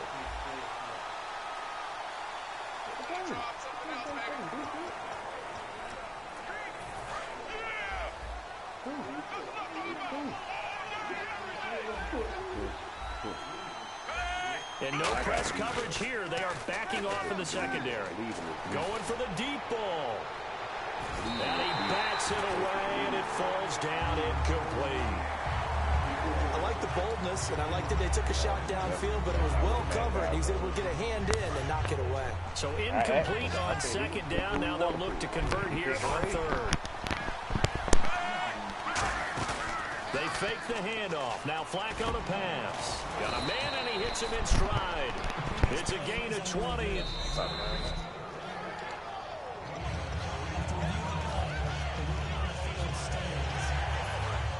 Well, he challenged the play. It did not pay off. And that means he lost a timeout in that challenge. And as a coach, you hate that. Don't know if you took the advice of the player. You threw it yourself, but it didn't go your way. At the end of the day, it all comes back to the head coach. He has the final determination on whether to actually challenge the play or not. In this case, it didn't pay off for him. And that's got to be so heartbreaking. You throw that flag, you probably feel really confident, and then all of a sudden, boom, you lose the challenge. Yeah, when you take a look at it, you're throwing that flag because you believe you're going to be right. And when it comes... He rifles one that's intercepted. Picked off by the former first-rounder Jimmy Ward. And the return this time will go out to the 42-yard line. I'm telling you, Brandon, it seems like this guy's been all over the field so far. That's his second interception of the game. And so much of playing defense in the NFL, especially when it comes to defending the pass, is all about positioning and technique. And this is fantastic work on both fronts there. He's got his man on the crossing route. And taking it across midfield and just shy of the 40. They're going to hurry back to the line now. They'll look to throw now on first down. And he's got his man on the out route. And he's going to get this inside the 30. They give him 14 yards that time and a fresh set of downs. And the defense definitely showing blitz here. And they'll go with the ground attack here. And not much of a hole there as he gets it down to about the 24-yard line. 3 yards on the pickup there, and it'll be second down. Looking to speed things up here, going with some tempo. They'll drop to throw. Oh, he'll want that one back. Incomplete. He doesn't drop too many in that department. Third down. My high school coach, John Ford, used to say all the time, if you're in a bad situation, laddie, don't compound it with a bad decision as well. And I think that's what we just saw there. Harassed in the pocket, and he throws into double coverage anyway. He called you laddie? He called me laddie. Boy, and for a third time, and he's intercepted. Picked off by Lardarius Webb. And a big turnover there as his guys will get the football back. They needed a break. They needed to make a play here in the third quarter. Defensively, they did that. Now they got to go quickly and get some points on the board. And the best part is that they made their own break. Taking the ball away. Now they just look at their offense and saying, guys, let's go. Come on, capitalize on this one. Give them 11 on the game there. And it'll give the Ravens a first down. And now it looks like they're going to be in the hurry up. They go play action here on first down. They'll wind up losing a full 10 yards on the play. And it'll be a second and long.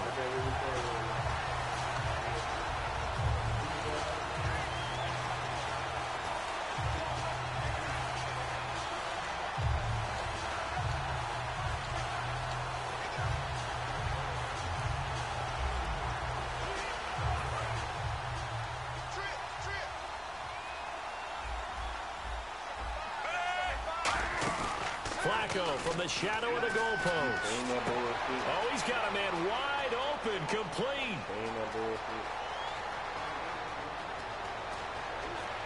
And all the way in for a Ravens touchdown. Mike Wallace, 95 yards. And the Ravens get a bit closer. Well, they were back in the shadows of their own goalpost, and that flipped quickly. So much for playing it safe. I mean, the conservative, easy call. Run the football, take care of it, create some space, pump the ball away. But no, let's throw it. And sometimes a defense's aggressiveness is used against them because when you've got people backed up, your natural inclination is to try and really force them back. And sometimes they get burned that way. And they got burned there. Random, but San Francisco, he's realistic.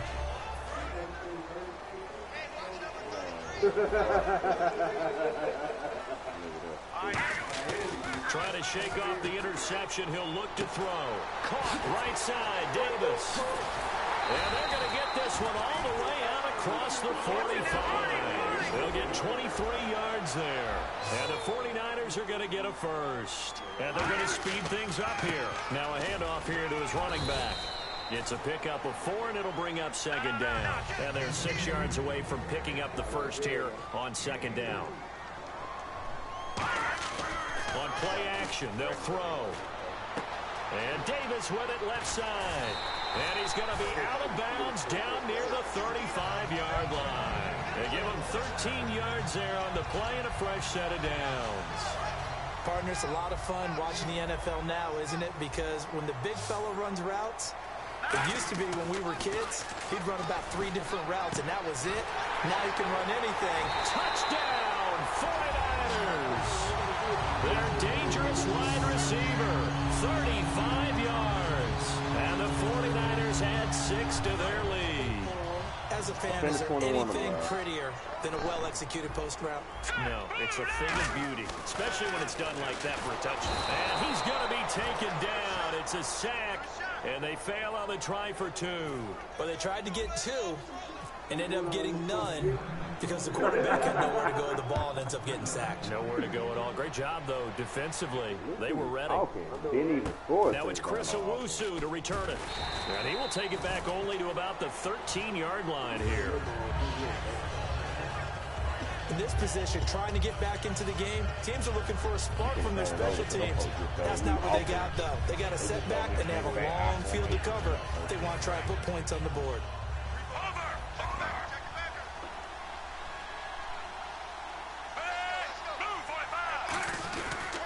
They'll look to get the running game going with first down. And he stopped immediately there. Credit him with a 1-yard gain there to make it 2nd and 9. I do know from experience that when you slow down someone's running game, you're now doing the dictating on defense. And guess what? Now you're getting ready to tee off on their quarterback because they have to throw it all the time. But you still have to be alert for the draws and other plays of that nature and make sure you don't get hurt. He's going to sling this deep downfield. And for a 3rd time tonight, he's intercepted. Picked off by the safety, Eric Reed. And he's able to get it back to the 41-yard line. Well, I think it's safe to say that the 3rd quarter's not been a whole lot of fun for him. A couple of interceptions thrown. He seems to be a different man here in the 2nd half.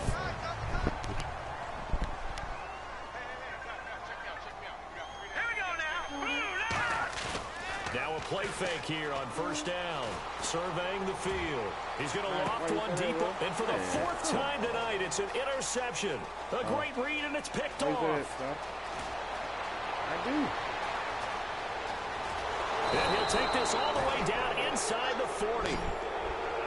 I just had to see. He picked it in the end zone. They're glad he brought it out all the way across midfield into enemy territory. And don't think for a second that some teammates didn't tell him to stay in the end zone, right? What he did there, to me, was the equivalent of baseball, running through the 3rd base coach's signal to stop at 3rd and going only for good home. if you're safe. And he ended up, to me, this counts as safe. That's a great return. All right, bro. That's a bit, bro. Looking left side, and it's complete. And inside the 20 before he's brought down. A good pick up there of 20 yards. Hey.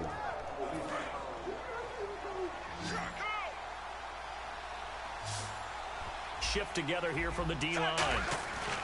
On 1st down, Flacco. Oh, the ball comes out on the hit, but they'll say it's incomplete. The good signal callers would never go back in the huddle and play the blame game because they need those guys to protect him. But on that last one, his offensive line, they lost their leverage very quickly, and that's why they were able to get to him and hit him as he tried to throw the football and force him incompletion. I know you ain't on 2nd down. Nobody. And good downhill running. He's got 6 yards down to the 13. Hell nah. And it looks like we've got a dime set here defensively. 6 DBs in the game. Again, they run. Again, it's 4th. And he picks up the first as he's able to take it down to the 7-yard line. And now the 49ers signal for a timeout defensively. It's just their first, so 2 remaining as they burn one here in this 3rd quarter.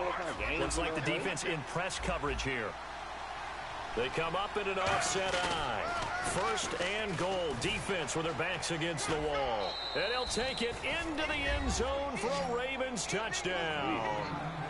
Justin Forsett, a 6-yard touchdown run. And the Ravens cut into that lead. Well, that turned out how they wanted. Run the toss play to the left side, go for that pylon, get in there. And just being able to understand where the pylon was and sneak it in there, well done, well executed.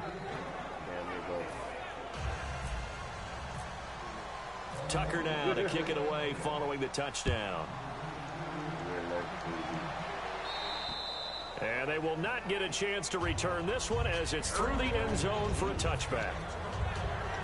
Hey, I'm going to welcome Dane to the 30 Club foot.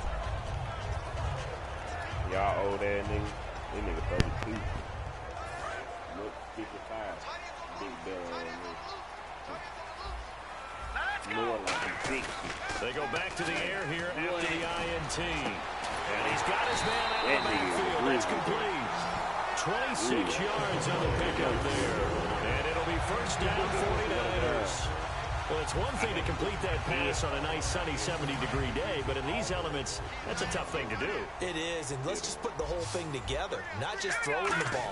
Trying to protect the quarterback now when you got the pass rushers coming at you, and maybe things are a little slippery on the field. The guys trying to cover downfield, want to make sure they keep their footing as the guys make their... Back now here in Santa Clara. It's 49er football here. They've got the lead as well as we get set to start the fourth and final quarter. And the D looking like they may blitz. Back to throw now on first down. And no escaping this time as he'll go down. They got him for a sack. Timmy Jernigan in there to sack him for a loss of 6. Boy, he came in off the edge so quickly there. Look out, because that's exactly what it was being shouted by the offensive lineman to his quarterback, because he had no chance to block him. They'll set up a throw. And pressure coming, and they got him once again. Timmy Jernigan in there to drop him for the second straight play. They may want to block him on third down. Okay, let's go back a little bit and see if my schooling comes to the front. Now hold everything here. We're going to get a timeout by the offense. That's going to leave them with just one remaining here in this fourth quarter.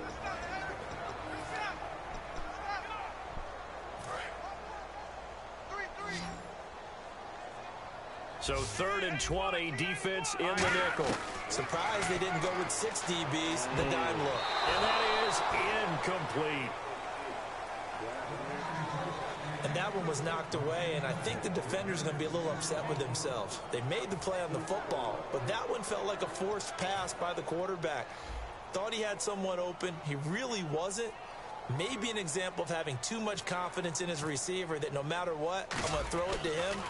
And that was a play made by the defense, and it could have been a bigger one. And this is off target to the left. Didn't get there anyway. It's no good, and this score will stay right where it is. Well, it's still a good-sized lead, so they haven't necessarily needed him, but this is now 2 missed field goals for him in this game so far. Yeah, and the question now is, will he be prepared when they do need him? Whether that's later in this game or sometime down the line, having a kicker you can count on is definitely imperative. There are a good number of coaches that any time they call an in route are really worried about the play because there's so much traffic ordinarily that the ball has to get through to get to the receiver. And on that play, it was batted down. Flacco gives to Forsell. Takes to midfield, but no further. Just a yard there. The tackle by Tremaine Brock. And the offense moving quickly to the line.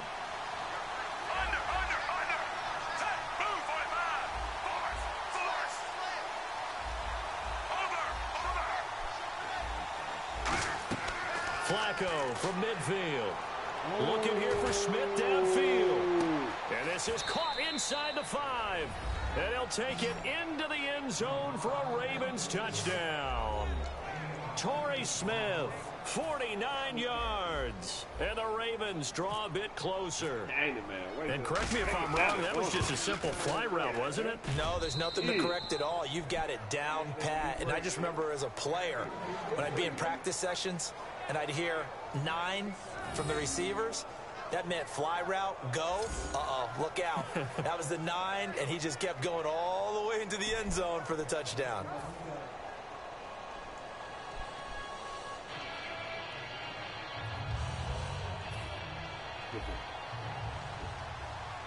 Hey, man, you want to go and put the nail in the coffin on this nigga, man? He talking about some comeback I see. Man, sit your good country man down. So a very short kick here. This will be taken by one of the up men. And he's up across the 25 and down at the 28-yard line. Both of y'all niggas talking crazy. You talking about he going for Will, and you talking about a comeback. Come on, bro. I just had to make the game interesting. We did all this shit to broadcast the game, and you want to watch 2 sorry game? No, bro. And they'll try the ground game here with the running back. And not much. Right. Bet, nigga. Bet. It's a bet, and I'm going to come get my $2 tomorrow. They've got the lead. They want to keep it on the ground. That's what they're doing. Smart football. Keep the clock grinding. Keep it going. But you got to figure now, they're going to see more people stacked up at the line of scrimmage as they try and bleed it out. Now back to throw. Rush coming, and he's taken down. They'll wind up losing 10 on the sack, and it'll lead to a 3rd and long. Oh, free safety blitz, that can be a gamble, but it proves fruitful there. Yeah, you're exactly right about the gamble, because oftentimes the free safety is the last line of defense against a long pass, and when he comes at the quarterback, he'd better get home and make the play. Otherwise, a big play could result for the offense. And some secondary help here for the defense in the nickel on 3rd and long. Now a shotgun snap as they'll look to throw. Throwing left side, it's complete. 14 yards is the pickup there, but it'll still lead to a 4th down.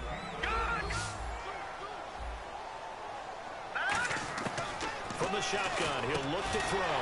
And a quick throw here, that's complete. Oh, nah, don't worry about it, bro. I'm going to steal $50 on the 15 minutes version. For the 150. Yeah, and I might buy me a showed us his fingers. A few misshapen ones in there. And now we know why, trying to catch those types of bullets. That was a dart. Yeah, even for a talented receiver, those are tough to hang on to.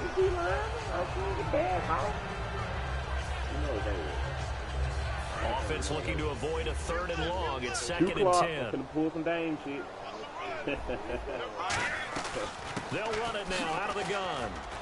And he will be brought down at about the 43 that time. Just a couple there on the 2nd down run. Now they're staring at a 3rd and 8 situation. And in this situation with the lead 4th quarter, they're liking keeping the ball on the ground, I'm sure. That's just smart football, but you know the defense has to know it as well. They've got to stop them here.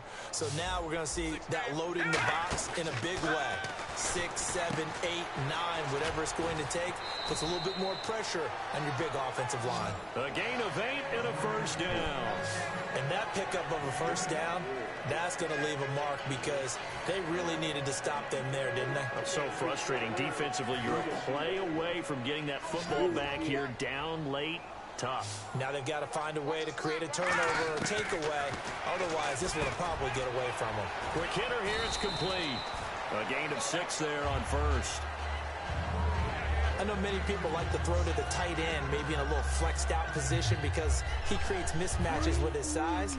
But slot receivers do the same thing with their quickness, their speed, and their route running savvy. Time for a break. We're back to see what happens after this. I ain't hit him with this formation all game, but you know, we got that thing. 2 in the morning, that's about that time. So it's 49er football here as we get you reset. They've got a 2nd down now as they search for a way to get this one to the finish line.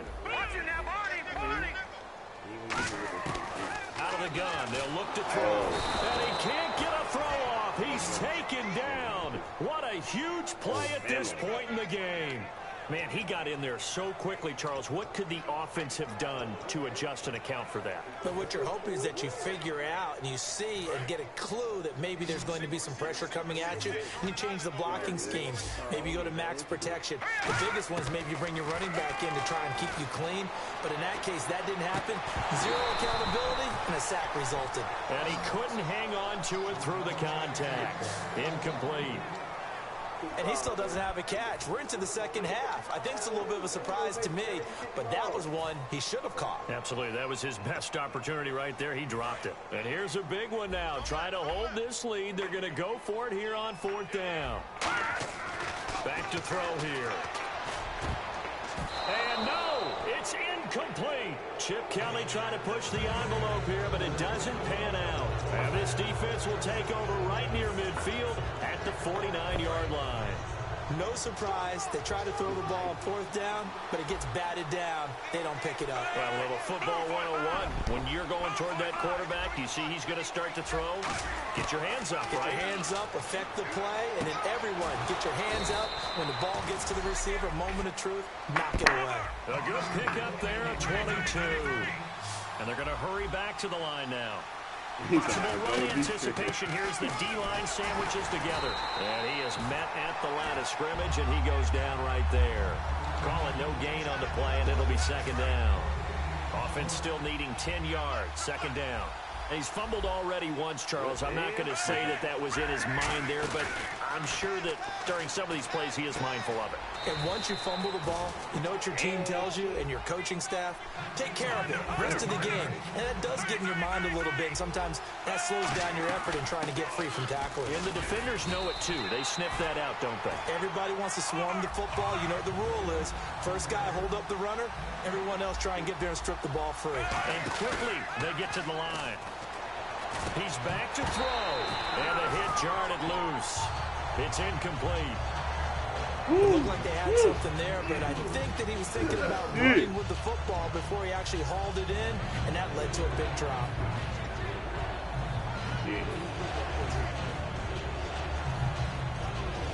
All I do is win. So a second down incompletion now brings up third down. And they're going to go soft on the corners. Back to throw. He dropped it. Couldn't hang on to the end zone. Last chance for your $2, nigga. 6 points. One last chance, motherfucker. After all the preparation, You got all one the more practice, shot, nigga. something like that will absolutely break your heart. They had everything they wanted, just unable to complete it. In the end zone, a big-time drop. Nigga, I'm on Down by defense. 5. They've got to go for it here on fourth down. They come out 5 wide, 3 of them to the right side.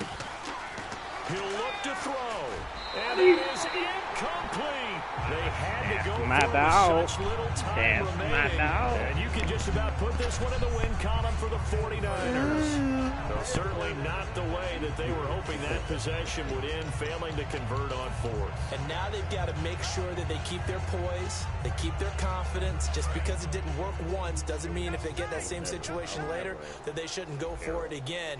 The defense feels great, but the offense, they can't be despondent. Now a play fake here on first down.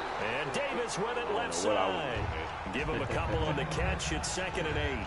I know they don't like to hear it when they get to a certain age, Damn right. but Hey, then bro, you have to watch start to them out, use bro. your Watch them out. skills, Watch them your out, man. wiles, Watch right? them Your out. mind Fuck them to Vikings beat guys to the football whatever other little and team getting you your like. toes tapped Fuck in them. bounds. Don't talk about the Definitely Raiders. qualifies as that, doesn't it? The veteran showing he still has the agility. And he finds a man with a crossing route. Now whistles come in. We're going to get a timeout here by the offense. It'll be their 3rd and final timeout, so as they talk things over, we'll step aside. Hey, man. That's burning, bro. That's burning. And we're back. The offense had a chance to talk things over, and we'll see what they come up with here on this next play. Been fighting this win all day.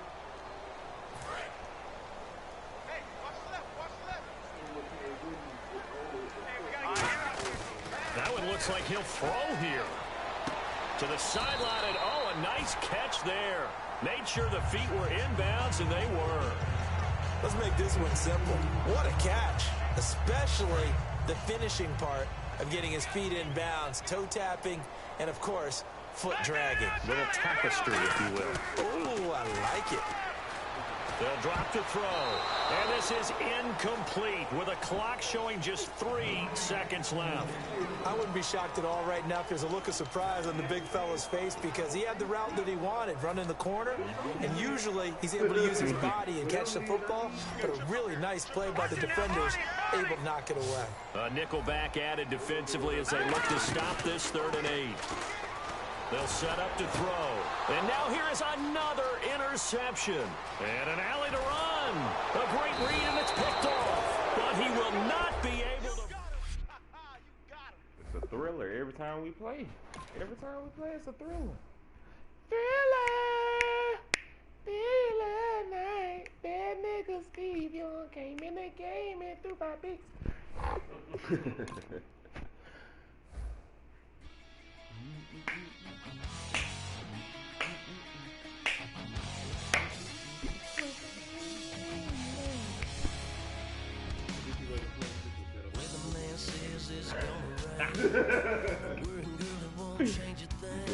Straight out. Outran him. Nah, he wouldn't outran him, bro. Get who you want.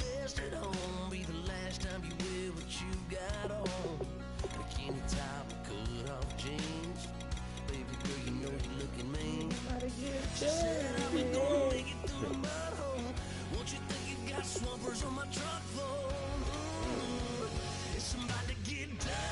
Me and Dane. What you want to do?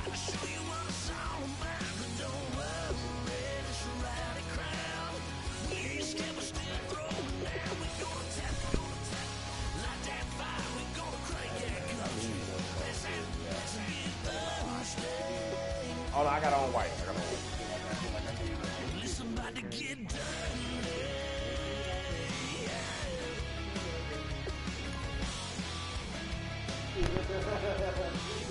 Just give up the neck. God damn.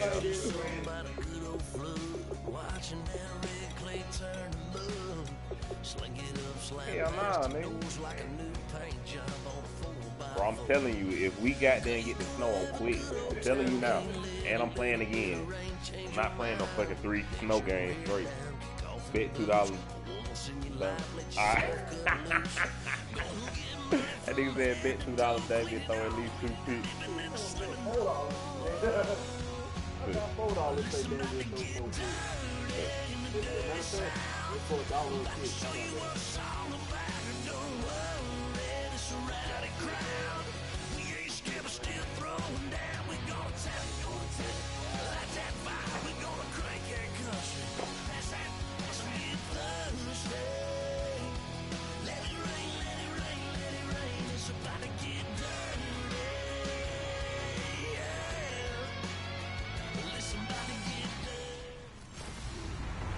Hello, everyone. I'm Larry Ridley. Welcome to the NFL on EA Sports. Here we've got 2 teams who will look to their running backs if they want to control the pace of the game. It's the Packers going up against the Buccaneers. With that, let's welcome in our fine broadcast team. Here are Brandon Guy. All right, thank you, Larry. We are on the Gulf Coast of Florida at Raymond James Stadium here in Tampa.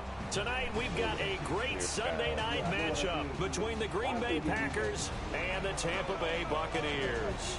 Hi again, everybody. I'm Brandon. You got Brett Favre, man. Benny.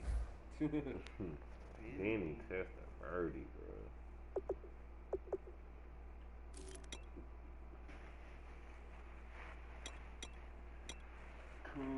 Cool. No. Jim Taylor, he's the better one. Yeah. Don Hudson, Antonio Freeman, Shannon Sharp. Sterling. Donald. The Donald. Well, Who you looking for? Jordan, no. There goes Jordan, there goes Ramsey. Antonio? Oh, no. That's it.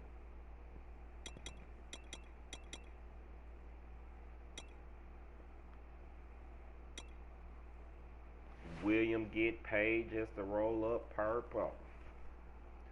You gotta be about to get in my circle.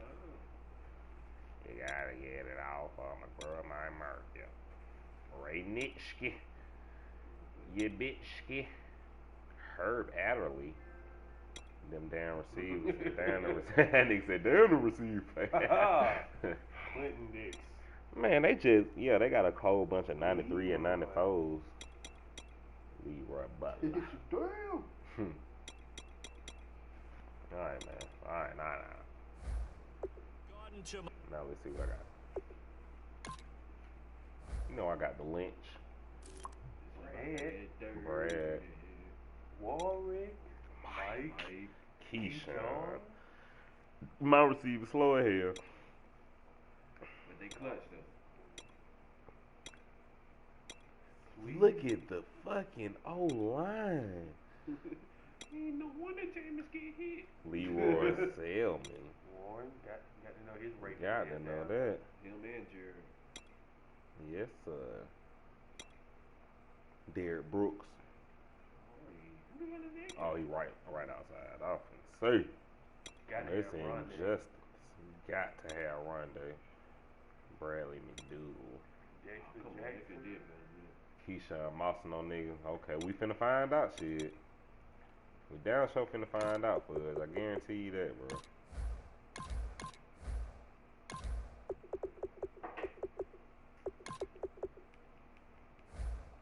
And left is As always, he's Charles Davis. I ain't And gonna play Charles, it we though, saw in cuz the we might, open. We've take got a a couple of halftime great break. running backs in this game tonight, each capable of putting a team on his back.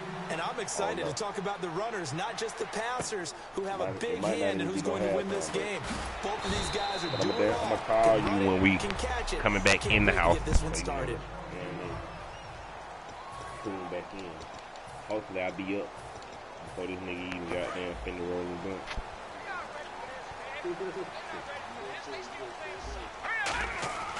They'll try and start this drive in the air.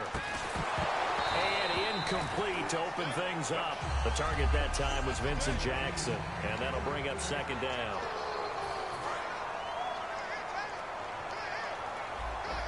I can do some shit on you. Now back to throw. Jackson's got it over the middle. 4 yards on the completion, and it sets up a third down. This defense looking for an early stop. This is third down and 6. The play action fake. They'll look to throw. This is caught by Jackson. And he is out of bounds on the other side of midfield. A very solid gain of 27. And he's already got 2 catches on the opening drive. They know he's going to be a handful.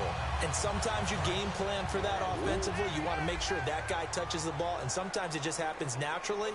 And then you change your game plan. When he has the hot hand, you keep going back to him because he's running routes with confidence as the game goes on. And he gets this inside the 35-yard line. They go play action here on first down.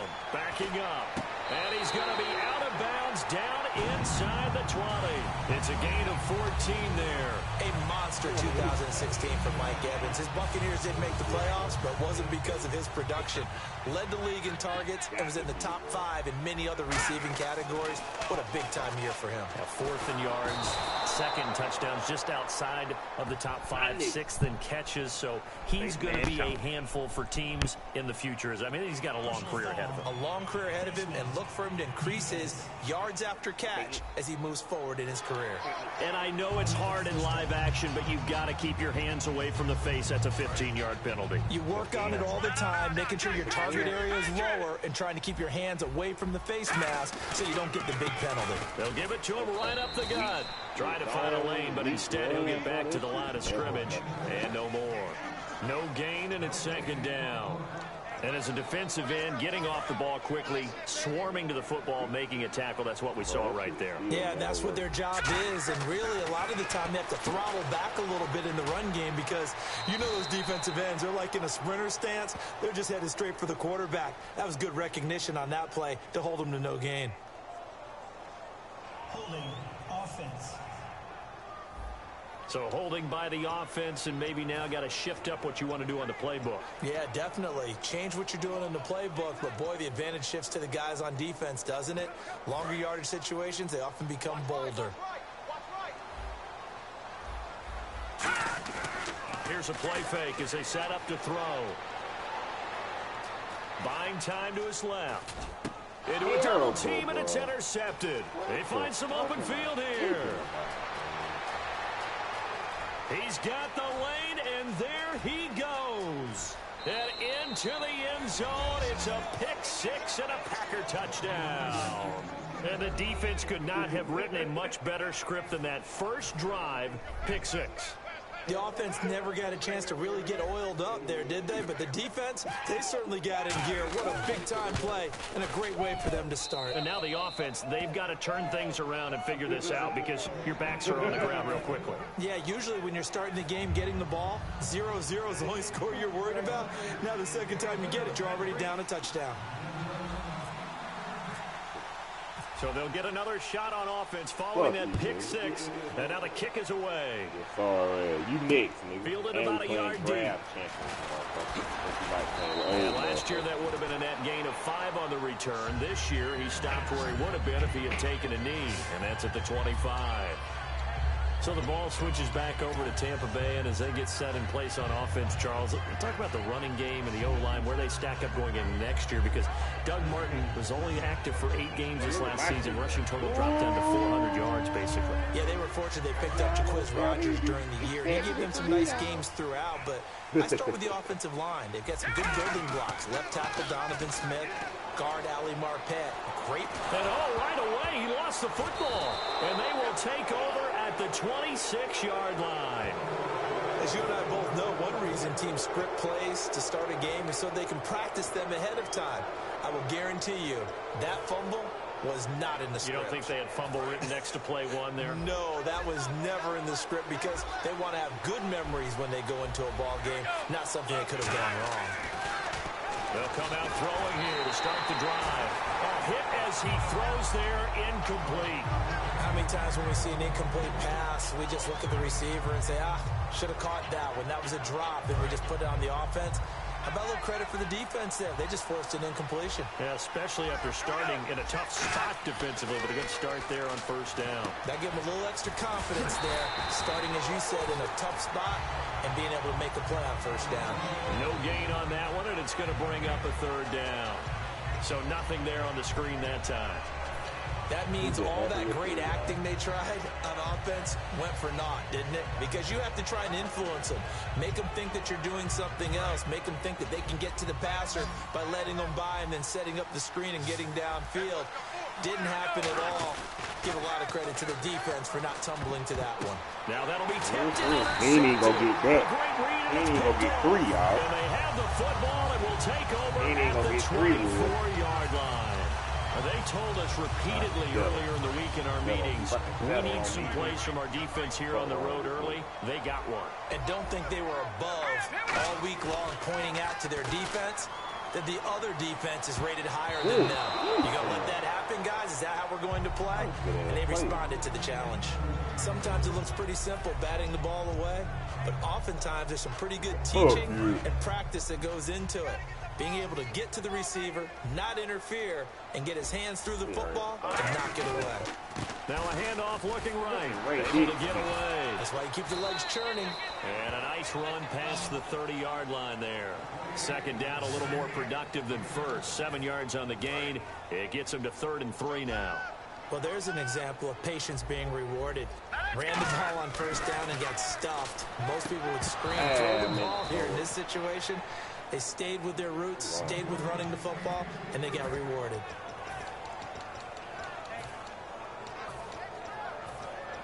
Now the offense is not leaving the field. They're going to stay out and go for it on 4th and 3. They're going to try and throw. Out to the flat. That's complete to his running back. Boy, a curious decision to go. All right, we finna hit the blood real quick. Hold on, Fat.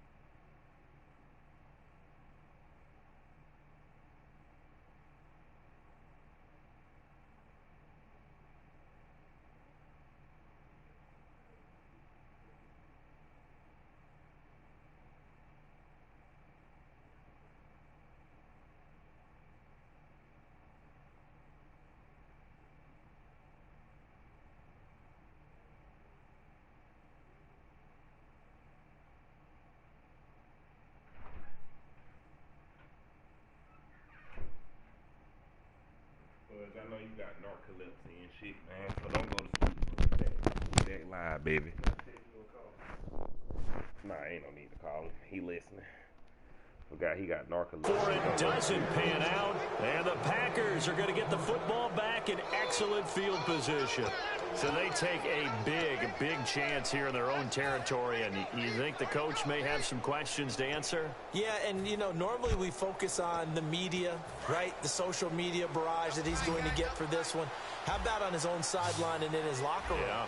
Because I think the team's going to look at him like, Coach, why would we go for it there? I mean, no confidence in the defense. You don't like the punter? I mean, what's going on here? You owe us some explanations. And he's taken down, but not before reaching the 10-yard line. And there's a completion to the tight end. And look at the size of these players nowadays. At that spot, 6'4", 6'5", and up. A lot of guys used to be basketball players, somehow came back to football. And that's really good for the game of football. You're getting better athleticism, great hand-eye coordination, guys who know how to control their bodies when they run their routes. Nothing on that one. It'll be second down. They had a great read there from his free safety position. And, Charles, you know with those guys, it's all about their eyes. They have to be laser-focused. Yeah, I had to fake my way through it when I was playing, but now I can see exactly what they're doing. And on that play, he obviously had no presence to feel like he's being pushed for a pass. And without that, that allowed him to get up to the line of scrimmage and hold him to no gain. This will be caught at about the 5. The reception good for 7. It's third down.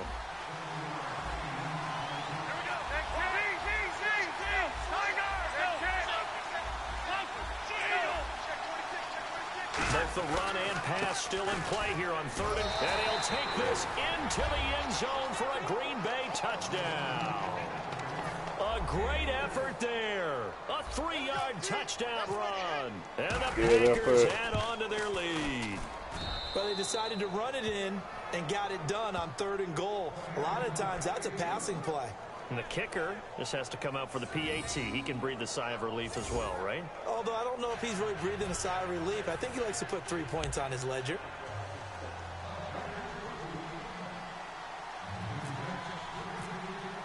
Now after the touchdown, here's Crosby to kick it away. Fielded about a yard deep. And he's up past the 20 to the 22-yard line.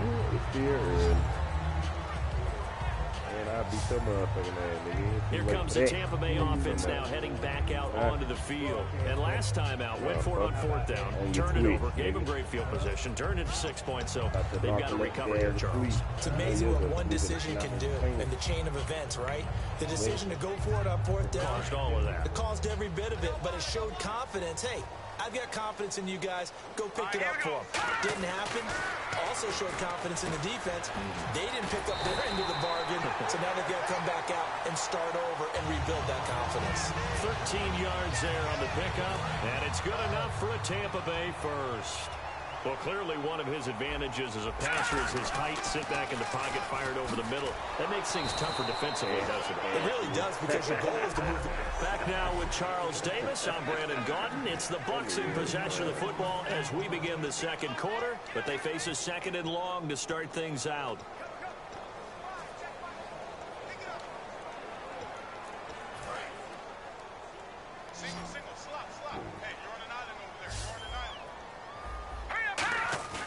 Back to throw here. And a catch right side by Evans. And they'll get 9 there as that sets them up better for 3rd down. And there, the man coverage not good enough, partner, and they're able to complete the pass. Excellent recognition of the man coverage, and they found the guy who could win downfield. They'll set up a throw. Evans has it left side. And he'll be brought down right at the 45-yard line. And in their own territory, needing only a few inches, they're going to line up to go for this thing on 4th down. And to give this time to the tailback. It'll be a pickup of only a yard, and they're able to convert here on 4th and inches. And this is where an offensive lineman really earns a living. You're on your own side of the field, but you only need a few inches, and you saw the good blocking at the point of attack. That is a well-earned 1st down. Packer pressure, and down he goes. Mike Daniels in there to get him for his second sack of the night. A rookie QB struggling, gets thrown down to the ground there. But, you know, maybe this game, it's not over yet, but maybe this game can be a learning experience for him. So many different things that he has to pick up on. When to go ahead and flush from the pocket and run. When to get rid of the football and not take the sack. When to just go ahead and go down early and make sure you don't fumble the football. So many things that he has to learn. This game starts the process. 7th play of this drive coming up, but a long way to go on 3rd down. On play action, they'll throw. Into double coverage, and it's intercepted. Picked off by Sam Shields. And his guys are going to get the football at the 37-yard line. When a team's turned it over 3 times in the first half, we just look at the offense and say, guys, what are you doing? But instead, we really should be looking at the defense. They've created the takeaways. 2 interceptions, 1 caused fumble. They played awfully well, swarming to the ball here in the first half. And it's incomplete. Boy, he doesn't drop many like that one. 2nd down. Well, you mind if we go off topic for a second? No, you know I like to do that randomly. AFC playoff contenders for this year that didn't make it last season. Who do you have that might get in? Well, I think Cincinnati's got to be considered there. Maybe they'd have an offseason that's calm, and they go into this season and try and get back to the playoffs where they had been perennials. How about Denver? Yeah. Remember last year, they didn't have the quarterback to start. Trevor Siemian played pretty well overall, but maybe they can get solidified there and ride that strong defense right back into the playoffs. I'm going to give you a couple a little bit off the pace. Indianapolis cannot afford to squander Andrew Luck, one of the better young quarterbacks in the game. They've got to get back to the playoffs. And Buffalo, brand new head coach, brand new people running the ball club. Let's see if they can figure it out, because I think defensively they can be awfully strong. They come out here in the eye. And they'll let their fullback try and push the pile. And he will have the first down as he's brought down up near midfield. They only get 2 there, but on 3rd and 1, that's all they needed to keep the drive going. So the offense has it 1st and 10. 3rd and inches, they just hand it to the big battering ram there. That's football 101, isn't it? That's bread and butter. Turn around and hand it to the big fella and let him get forward for a first down. He'll drop to throw. He's going to flip that out to the flat. It's complete. It's a loss of 2 there, bringing up 2nd down. Really good defensive effort. They were all over that little swing pass out to the right side before lost yardage. Terrific read, better execution, and done with a lot of enthusiasm. Absolutely. They saw it all the way, ran to the football, and caused a nice play for lost yardage. He'll get 3 up to midfield. The Pro Bowler Brent Grimes brings him down.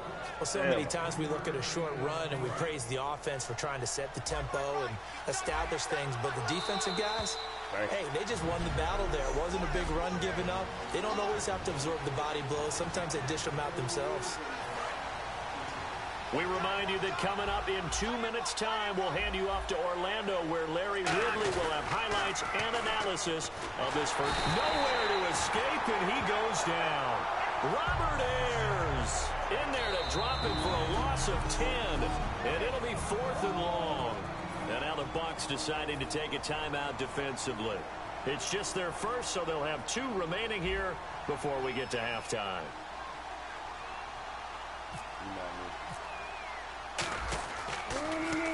He gets us away. It's a good one. Drawing toward the sidelines. And now where will the side judge stop his walk? That's the question. He says it crossed out of bounds at about the 17-yard line. And Tampa Bay trots out there now. And following the interception, we'll see what they can put together on this drive. I can hear my old college coach right now. He always used to tell us before every game, the team making the fewest mistakes will win. What they're hoping is that that last mistake is their only one of the game. Coaches, that's all they talk about, turnovers, right? Minimizing those and maximizing opportunities. Being chased out left. And for the 3rd time here in this half, it's intercepted. And into the end zone, it's a pick 6 and a Packer touchdown. Well, partner, I do know this. If you're a defensive back, you have more chances to make a team now than ever because people are using 5 defensive backs, 6 defensive back packages.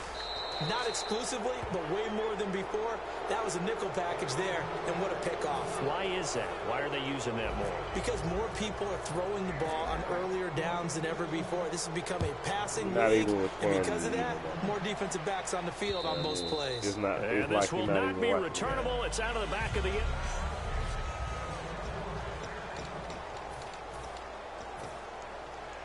And Tampa Bay trots out there now.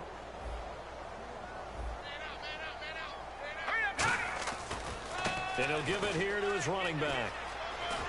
And he's brought down, getting this one up to about the 35. Give him 10 yards on that one, and that'll earn him a fresh set of downs. And now they're in the hurry-up. Defense really showing respect to the deep ball here, playing off the receivers. Now a play fake here on first down. He'll rifle this one deep right side. And for the fourth time tonight, it's an interception. A great read, and it's picked off. And he's able to get it back to the 33-yard line. We haven't even escaped the first half, and he's already thrown 4 picks. And Brandon, back in the good old days, probably back before you were born, if your starter threw 4 in the first half, he might throw 8 or more for the game because they weren't going to pull him out. But nowadays, the patience level isn't quite there. Well, this is taken in. It's complete. And he eventually goes down, but not before reaching the 30-yard line. They're going to hurry back to the line now. Now a handoff here to his running back. Shrugs the tackle. Nice. And a cut to the sideline. And he's going to take it in. Touchdown, Packers. A great play there with his second touchdown here in this first half. And the Packers add 6 to their lead. Heard a coach talk about those late-in-the-half scores, especially ones that give your team a pretty decent cushion. He said those could be the ones that can finish off a squad if you let them. Yeah, they've got the cushion. This half has been theirs.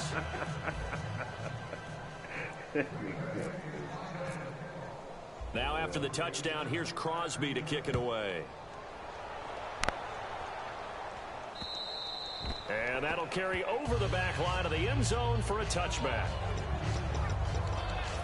And Tampa Bay trots out there now. And what do you think goes on here in this situation? If you got the football, you're trailing, you're back in your own territory with just a little time. Do you try something?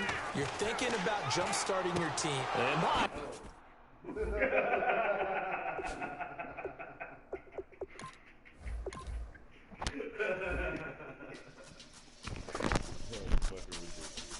I was just saying put James in the game. Babe, show me what you like. Hey, I put money, I can match it for ya. I'm in this in all white fit, looking like a brick and all the zippers on a jacket on ya. He got a thing for a Latin. He wanna hear a little Spanish. I told him it ain't practice it. I'm about to clicking right, looking like the side in this. I'm the opposite, cause I'm the main event in boxing, and it has the time been ticking. I've been out here playing my position, I'm about to get it. Now ain't no one about to block me here, cause someday, tell me I'm the one. Someone tell me I'm someone doing alright, doing alright. Somewhere, somebody got someone is somebody that one day will be the love of my life, love of my life. But not tonight though.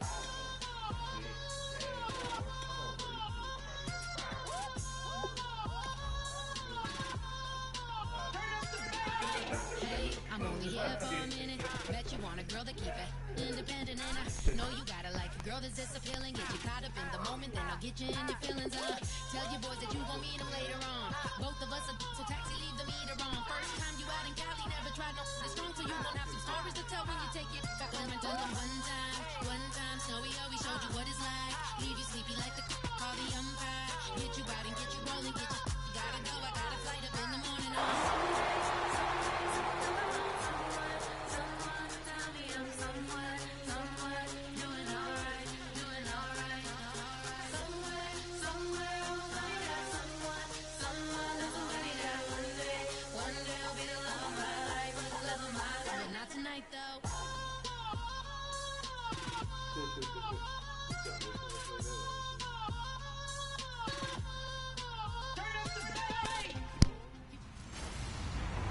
Hello, everybody. I'm Larry Ridley, and this is the NFL on EA Sports. 2 running backs will take the field today in hopes of leading. Thank you very much, Larry. You are looking live at the Georgia Dome here in downtown Atlanta.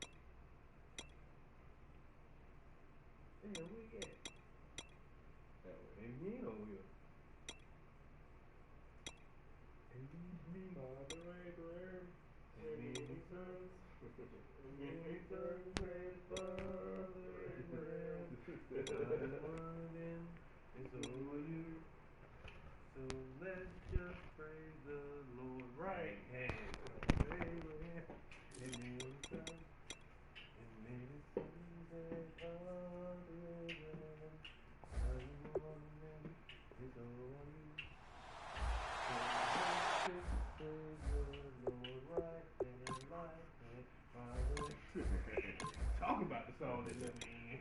That's real. Oh, I would have to sing this. I tell you what, we got time to sing if you happy and you know it. But, oh, God damn.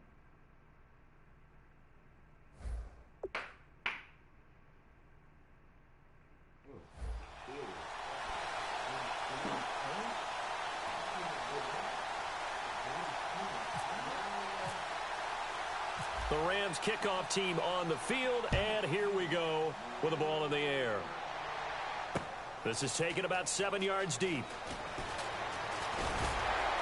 And he'll get it up past the 20 to the 22-yard line.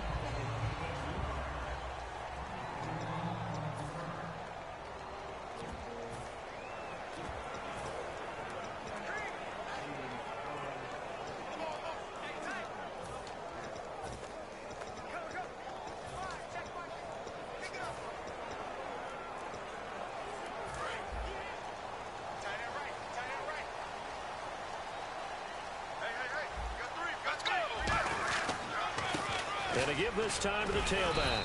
And he'll get this one up to the 26. A gain of 3, second down.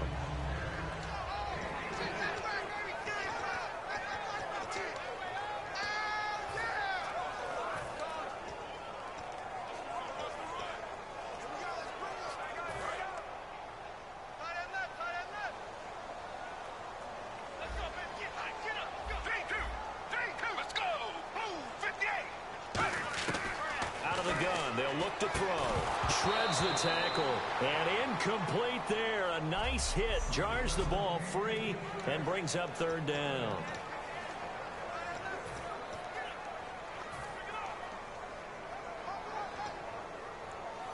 A tough spot here on their opening drive. This is 3rd and 7.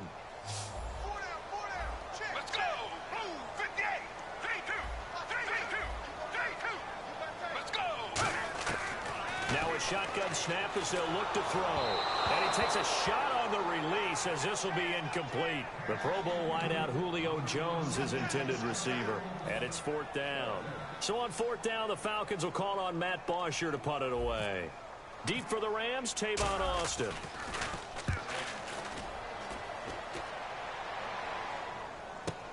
This will be fielded at the 17.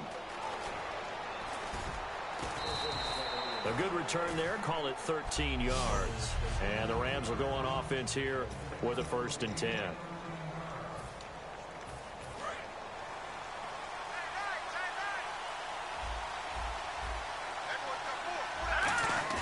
They go play action here on 1st down. They'll roll him out right. He's got his man on the crossing route. And he's finally taken down, but not before getting across midfield and across the 45-yard line. And the young buck showing that ability, that agility to dance outside of the pocket, complete the deep ball. And don't think for a second that the coaching staff didn't have their heart rate accelerate a little bit there, right? Anytime you have those young quarterbacks and they get outside of the pocket, you're just hoping to... Touchdown, L.A.! A big play there. 44 yards. And the Rams are going to take a first-quarter lead. And on that long run, maybe the defense caught napping a little bit. The concentration level may not have been there. I agree with you on that one, because those types of plays, when they result like that, they're almost like big bolts of lightning, aren't they? Whoosh, and off he goes. So 2 plays on that scoring drive. That's how they drew it up. And the long run into the end zone, and what a run it was. And this will be a touchback as that sails over the end line. Here's the defense for Los Angeles as they head out to set up shop. They were able to force that 3-and-out. That led to a touchdown. Defenses obviously love 3-and-outs. They want more of that. They created a very short and not too sweet stint for the offense by getting them off the field that fast, but it set up their own offense, gave them a little spark, and they took it downfield and scored. Now the question, can they do it again? Let's see. On the left side, a catch by White. 30, 20, touchdown, Falcons. Roddy White, 75 yards. And the Falcons are an extra point away from tying the football game. And that touchdown drive happened very, very quickly. You knew that they had the quick strike ability. They showed it. And for a defense that understands that, it still drives them crazy when it actually happens to them. Fast and furious, there came the points. One of the shortest drives you'll ever see. One play, 75 yards, 6 points. That'll be taken in the end zone. A strong running. And he'll make it across the 20 as his guys will set up shop at the 23-yard line. Partner, these L.A. Rams, as they come back out here for the next offensive series, they now missed the playoffs 12 straight seasons. Of course, this last one, their first back in L.A. They were 3-1, so much hope, but then they lost all but one down the stretch. Hard to believe with a defense that good, but just tells you about the premium that is placed on the offensive side of the ball, especially at the quarterback position. They just didn't have the stability. Even though they drafted Jared Goff, #1 in 2016, he'll have to ascend to that number. Be that guy for them in the next season in order for the Rams to finally break that playoff drought. And now they've got some city neighbors in the Chargers of L.A. That catch good for only a yard, and it'll be 3rd down. Offense in a little bit of a bind here. 9 yards to go on 3rd down. Here's a play fake as they set up to throw. He's got time. He's going to go for a big play downfield. And that one incomplete. Had some position but couldn't hold on, and it brings up 4th down. One thing I know from experience is that when the deep ball is thrown and you're the defender, you've got to fight that little bit of panic that emerges. You've got to play the ball really well. It's a 50-50 jump ball play. And guess what? They took a shot. How are you going to win it? And in this case, they managed to get it done. They'll look to set up his blockers. A very good return that time. 18 yards. And it'll be Falcon football as they take possession. The Rams defense getting ready to go again. And a touchdown given up the last time they were out there, so maybe need to refocus a little bit. And make sure that they don't start finger pointing with each other, because oftentimes when a touchdown's given up, you say, okay, where did that happen? Who broke down? Who gave it up? Instead, just go back out there, be a unit again, and try and play a little bit better. They'll see if they can play a little bit better on this drive. And they'll go on the ground. And he'll get this up to about the 38-yard line. Give him 3 on 1st down. It'll set up a 2nd and 7. Let's go! They'll look to throw. He's going to get this one out to his fullback. Call it a 3-yard gain, and it'll be 3rd down. But still in search of the 1st down after that last completion. Let's go! They'll set up to throw. Escaping the pressure right. And some space here. And he slides to avoid the hit. The 21 yards there as they convert on 3rd.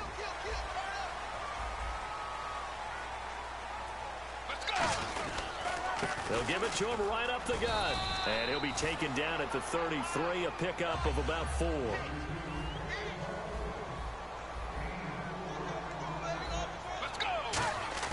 They'll set up a throw. And it's complete to Jacob Tamme. And he's going to get this down near the 20-yard line. 12 yards there as they move the chains. Now on first down, he'll drop to throw it. On the move to his left. And he will score. Touchdown, Falcons. Michael Vick with his second touchdown in this opening quarter. And the Falcons have taken the lead. And maybe the defense got so caught up in him throwing the football, they forgot he can take off too. And you often hear about the quarterback being the unaccounted for guy as a runner. Well, even on a passing play, he's unaccounted for as a runner, and he turned it into a nice gain. A very nice run, and it turns into 6 points. Now after the touchdown, it's Bosher to kick it away. That's fielded in the end zone. And with a new rule, that decision to bring it out will cost him about 5 yards as he only gets to the 20. And heading back out there now, the Falcons defense here. They were able to force the 3-and-out last time, led to the punt, and then led to a touchdown for their crew. So they'll be looking for a little bit more of that, Charles. Well, I think that they created the spark with the 3-and-out. Gave a little momentum to their offense. They said, all right, appreciate it, guys. And they took the ball downfield and stuck it in the end zone. And that defense wasn't out there long. They'll be trying to keep it short here. Well, they held him to a short gain on that one, and it almost felt like on that first run, they're trying to just throw the jab at him. So how do you stop the jab? Get closer and smother it, just as they did on that last play. Let's see if the defense tries any pressure here on 3rd and 8. Timing's crucial in any route thrown, but when you throw an out, so many things are going through the mind of the receiver. Catching the ball, timing it up with the quarterback. Are my feet going to get down inbounds? On that play, all those things going through his head might have caused him to drop it. When defenses get to the quarterback that quickly, a lot of times it's called a jailbreak. It wasn't quite that fast, but fast enough that he had no time to look downfield and set himself to throw the ball. And as he tried to do that, he was hit, and it forced an incompletion. Taking it about the 16. Great blocking, nearly sprung him there. 28.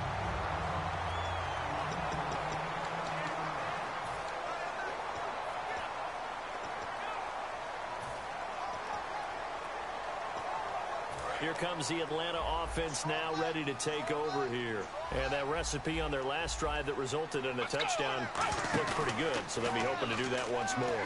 And it takes me back to when we sat with the offensive coordinator and the head coach. They felt pretty good about their game plan and thought there were some holes in the defense, and they exploited them the last time out. Let's see if they can come back and put together a similar drive. And we'll see if they can do just that. They'll run it now out of the gun. And he'll be taken down at the 34. Just a yard on the first down carry, so it's 2nd and 9. Let's go. A play-action fake. They'll look to throw. Flush to his right. Give him 7 on the play, and that'll make it 3rd and 1.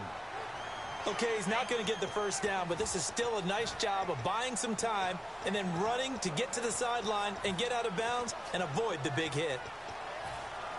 So it is 3rd down now, but less than a yard to go. Let's go. They'll run it now out of the gun. And he gets the first down here as he's taken down at the 24. Only 3 there on the pickup, but that's enough to move the chains. Everyone understood their role on that play. 3rd and 1. You know, the defensive guys, they're trying to get down and get low and get leverage on the offensive lineman, but they didn't allow that to happen. They created a crease and allowed him to get... And he can't get rid of it. He's taken down. The sack recorded. It's a loss of 5, and now it's 2nd down. And they're definitely showing blitz here. He'll drop to throw. He's going to find his running back. It's complete. And he's able to get it down to the 25-yard line. It's a 4-yard pickup, and that'll bring up a 3rd and 11 situation. Now back to throw. Dancing to his left. He may try and run for this. Alongside Charles Davis, Brandon Gaudin, it's the Falcons in possession to begin quarter number 2. They are, however, facing a 4th down situation.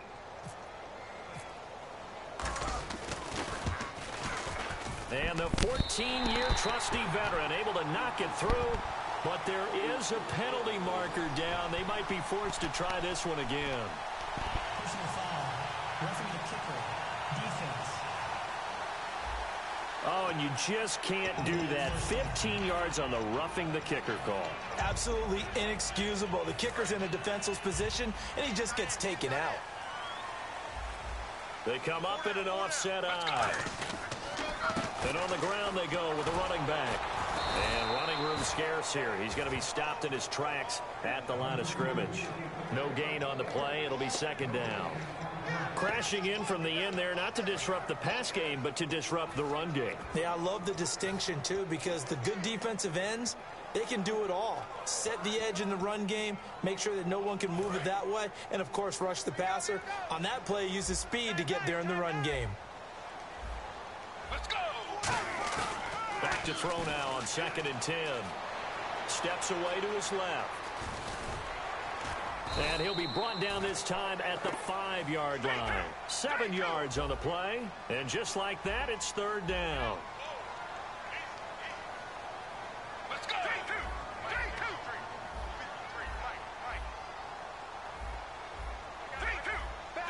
Let's go! And they'll run it here. And he'll be taken down, but he does have first down yardage. 4 yards on the play, and that leads to the 1st and goal. On third down, that's a good job of situational football and understanding where the first down marker was and getting there. And the offense readies for play number 10 of this series. Let's go! Blue 58! Blue 58! And he'll give it here to his running back. And he will fight his way into the end zone for a Falcon touchdown. A great effort there. Taking it in. And the Falcons will add on to their lead. Solid job up front. Really just a solid job all the way around to get that one in. Yeah, that was well executed, wasn't it? Well blocked, well run. End result, 6 points. Touchdown. Now after the touchdown, it's Bosher to kick it away. That's fielded in the end zone. And the decision to bring it out is going to cost him about 7 yards all told as he's taken down back shy of the 20. And now out on the field, here comes Los Angeles. And on the last go-around, they really couldn't get anything going. They had to punt from deep inside their own territory, which means they're going to lose the field position battle as a general rule. What they're looking for now is a little more consistency, move the ball at least a few times on offense, get a couple of first downs, and hopefully flip the field. Yeah, just something to build off of. That's what they're looking for here. Looking to throw. Looking left side, and it's complete. There he goes left side. Touchdown, L.A. Their big-bodied receiver, 79 yards. And the Rams strike quickly here for 6 points. Brandon, they just got the ball, and already they're in the end zone, and you're getting ready to talk about the PAT. That was fast.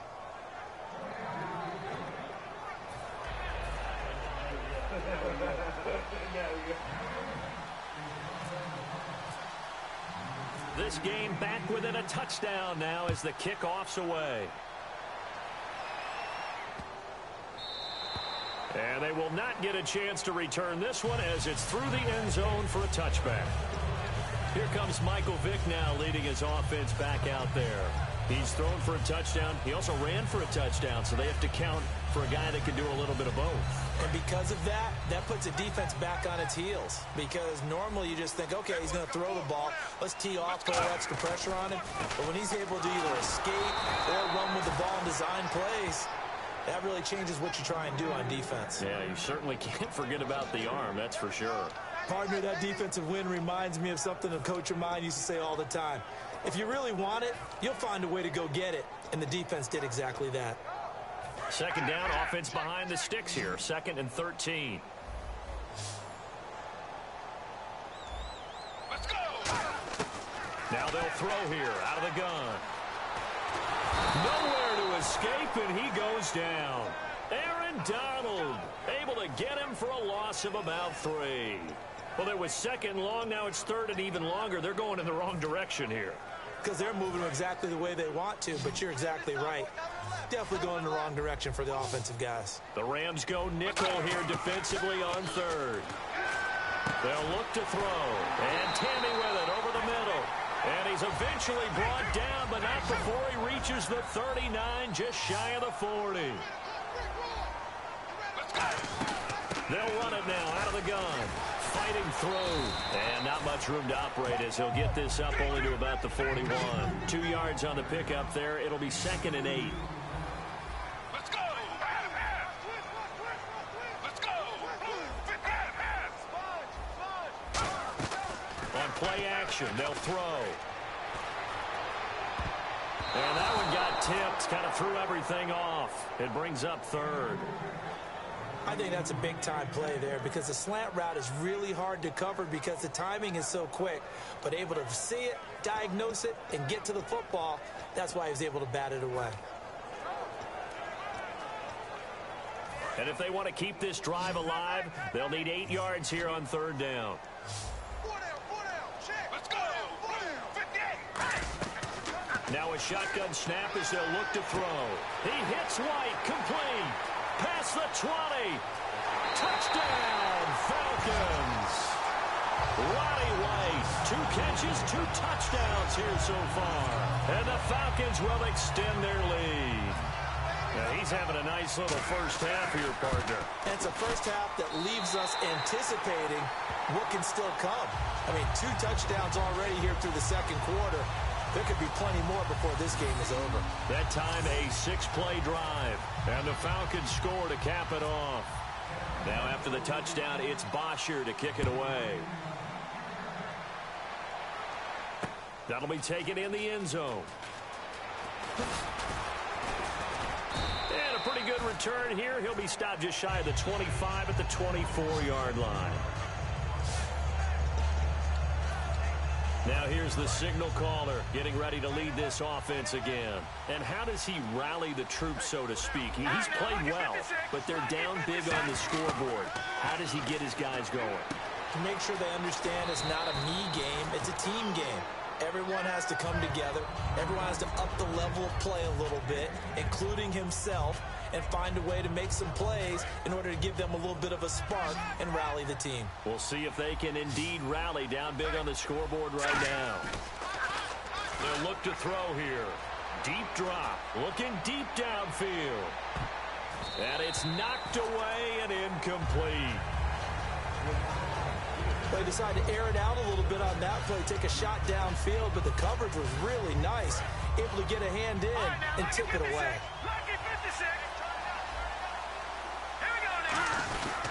Now a handoff here to his running back. Officially a gain of just a yard there, but they do convert on 3rd and inches. And no press coverage here. They are backing off in the secondary. Looking for an opening, not much there. He'll get it to the 39. 3 yards on the pickup there, and it'll be 2nd down. Here we go with 2nd and 7. So 2 minutes to go in a wild first half. We're back to Atlanta right after this timeout. A reminder coming up here at halftime. We'll ship you off to Orlando. Larry Ridley will have first half highlights and analysis. LR, plenty to show in this one. Could be a busy man at intermission. It's a loss of 2, now 3rd down. Time to give a little credit here. That was an excellent read by the guys on the defensive side of the ball. Are you crediting your defense? Gotta credit them on that one because they tried to fool him, right? Tried to trick him. Ran a screen, and they went to it and smothered it for a loss of yardage. They'll drop the throw. He's going to look deep down the field. And incomplete. He can't hang on. Would have been a nice catch. Instead, it brings up a 4th down. Well, they went for the big play there, but that drop could really hurt their momentum.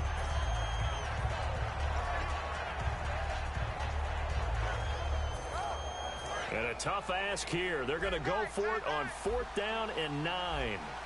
They come out here in the eye. They're going to try and throw. And this is incomplete. So certainly an interesting call there to go for it. And the Falcons will take control of the football in great field position. So, Charles, why in the world do you take that risk there? It doesn't make a whole lot of sense on the surface. I've been around enough of these coaches and enough of these meetings along the way. Sometimes they're so confident in a play call that they don't care about this. And he is into the end zone for a Falcon touchdown. Julio Jones, 36 yards. And the Falcons will add on to their lead. Here's Bryant for the extra point. When we draw up defenses on the board, we do account for every receiver. But on that particular play, somehow he was wide open, became an easy touchdown pass. Now after the touchdown, it's Bosher to kick it away. This fielded a few yards into the end zone. Oh, nice move. And nice work on the return as they'll start their drive just past the 30-yard line. There he is, the man taking the snaps under center, heading out for the next possession. A lot of the problems have been on the other side of the ball. Is that frustrating for a quarterback who's been playing well? It is, but there's no way that the best ones let their teammates know that. They actually take it upon themselves. And nowhere to escape, and he goes down. That one will set him back nearly 10 yards here on first down on the sack. Looking to speed things up here, going with some tempo. Out of the gun, they'll look to throw. He's going to launch this thing way downfield. And that's caught inside the 35. Touchdown, L.A. Their dangerous wide receiver, 77 yards. And the Rams are able to cut into this lead. Well, that touchdown certainly helps, but they've got to go ahead and convert, get to the half, and figure out how to keep chopping down this lead in a second, don't they? Yeah, they still need to regroup, and they still need to end the second quarter strong. A little bit of time left.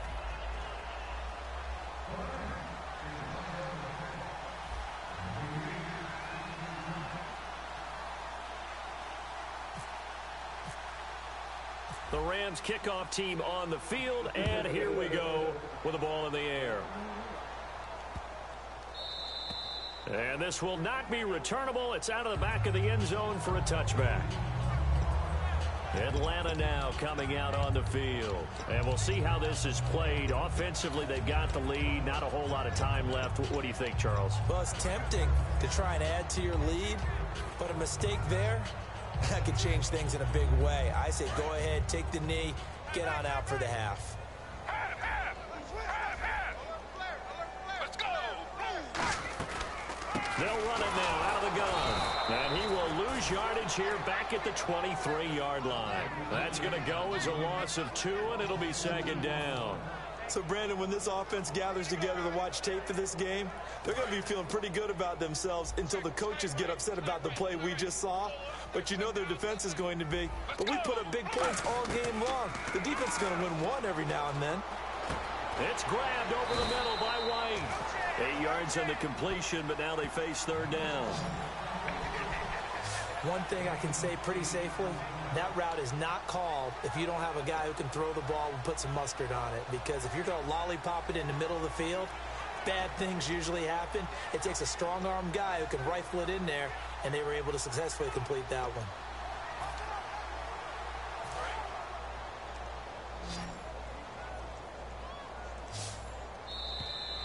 So we've reached halftime in a wild first half. We'll take a minute to catch our breath. Okay, so Larry apparently giving us the silent treatment all of a sudden, and we're going to skip ahead to quarter number 3. So both teams have their marching orders, and we'll get going again here in quarter number 3. That's fielded in the end zone. And the decision to bring it out is going to cost him about 7 yards all told as he's taken down back shy of the 20. Now the Rams offense, they work their way back on the field. They have the ball here for the inaugural drive of the second half. Pretty big deficit, though. We'll see what adjustments were made in that locker room. And I never want to make something more important than it actually is, right? I don't want to create more hype than what is there. But this is I'm doing it, though. This is a really important drive, and we often talk about teams scripting plays to start a game. A lot of them script to start the second half, too. And they're scripting something that they expect to get them into the end zone and back into this game. We'll see if that script is a good one for them.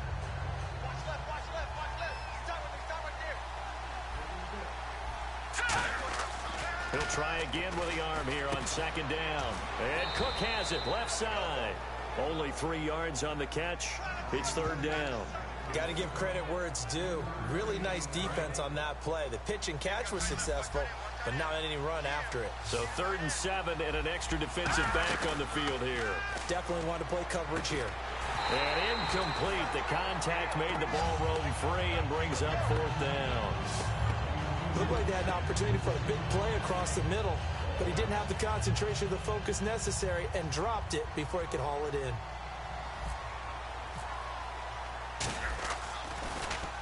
He gets this one away, and boy, it's another boomer. And he fields it cleanly. A very nice job on the run back there. He'll get 23 yards all told. And that will come the offense as they take over. Now we take a glance at the offense as they work their way back out for their first possession of the second half. They have the lead here. Well, we talk a lot about pregame speeches. What are halftime speeches like? For the most part, not nearly as emotional. They're a lot more clinical.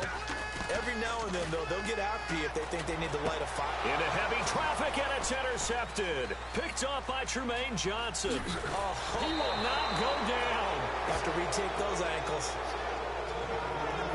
Oh, timing is everything on a route like this. He tried to drive that football into a tight spot. And if you're a little early or a little late, chances are there's going to be someone there. And sure enough, this one's going the other way. And now out on the field, here comes Los Angeles. And they're coming off a 3-and-out, my friend. I think they've got to look at that play sheet and go to a spot that they haven't gone before.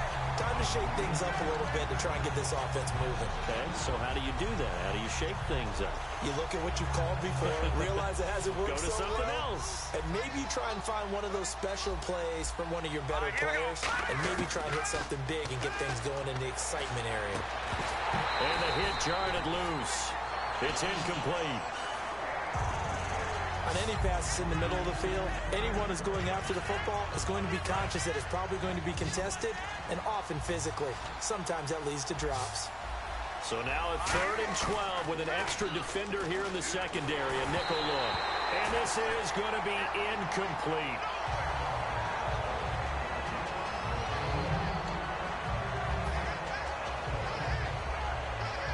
Now it's Zerline to try the Ram field goal. And quite a bit of pizza in this box. It's a 53-yard attempt. And Zerline's kick is good. And high fives for that one as that drive ends in 3.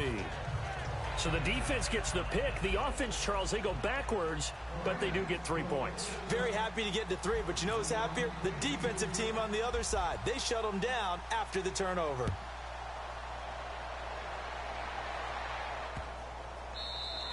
And that'll carry over the back line of the end zone for a touchback. Atlanta now coming out on the field. And last time wasn't pretty. One play and an interception. We'll see if they can do better. I want to see if they want to go ahead and throw the ball again now on this drive after what happened on the last one. Throw it on the first play. Give the quarterback some confidence. See what happens.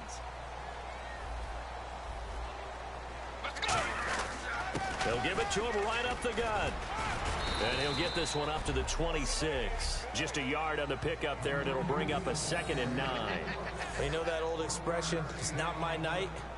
It hasn't been his so far. I don't know if the legs are a little bit heavy. Sometimes having to hang out all day and play doesn't exactly play to your advantage, but it's been a tough go for him. Every time he looks up, somebody's there defensively. That was the same case on that play.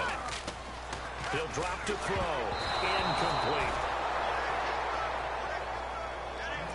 Well, the numbers have been good in the passing game, and certainly a big reason why they have the lead. But now here, 3rd quarter, maybe go to the run game a little more? Yeah, perhaps. I mean, after that incompletion, a little credit to the defense for shutting them down on that play. Maybe you try and run the football a little bit more in this spot. But they have to feel good about how they've been throwing it overall. Let's go! Blue 58! third down. He'll drop to throw. He can run for it, and he will. Well, he fought off the tackle, and that effort gives him the first before he's brought down. They give him 17 yards that time as that'll move the chains. Now that definitely hurts because the mindset is getting a 3-and-out there, and they don't get it done. They give up the scramble and a pickup for a first down.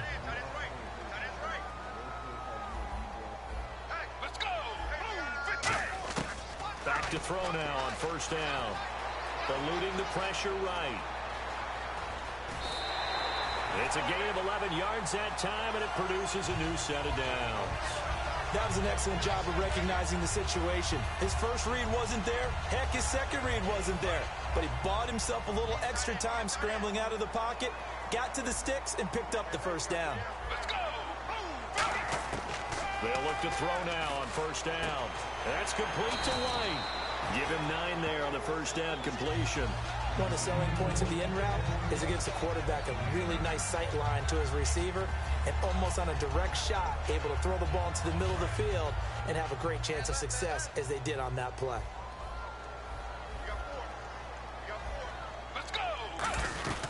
They'll run it now out of the gun. And this has been a recurring theme tonight for sure. Nowhere to run. Back to the line of scrimmage, that's all. Hey, a lot of points have been scored in this game, but what a nice play by the defense. Stepping up on that one, maybe they'll get things going in their direction after a play like that.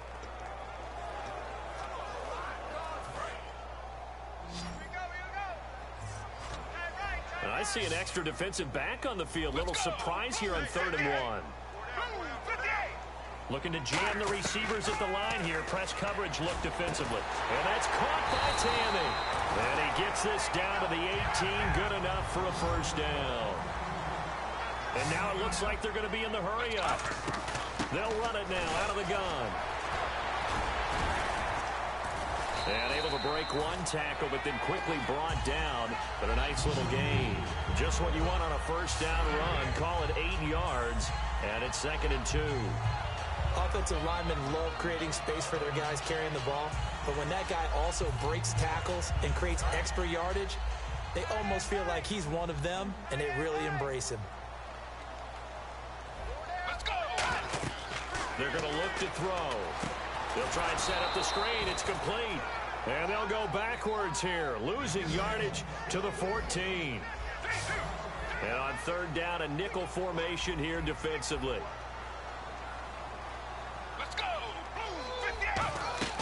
He'll look to throw. And he can't find anywhere to go with it, and he goes down. It's a loss of 10 on the sack, and it leads to 4th. Well, many times when you talk about mobile quarterbacks, you get the sense that they feel like they can get out of any bad situation. They keep moving around and trying to emulate guys like the scrambler or the dodger. Instead, they keep losing yardage and digging themselves a hole that they can't get out of. And that field goal caps an 11-play drive. That's a lot of offense to run to only get 3 points, but they'll take them. Anytime you can put anything on the board, you run to your sideline somewhat happy. That'll be taken in the end zone. And the decision to come out is going to cost him 5 yards with a new rule as he's taken down right at the 20-yard line.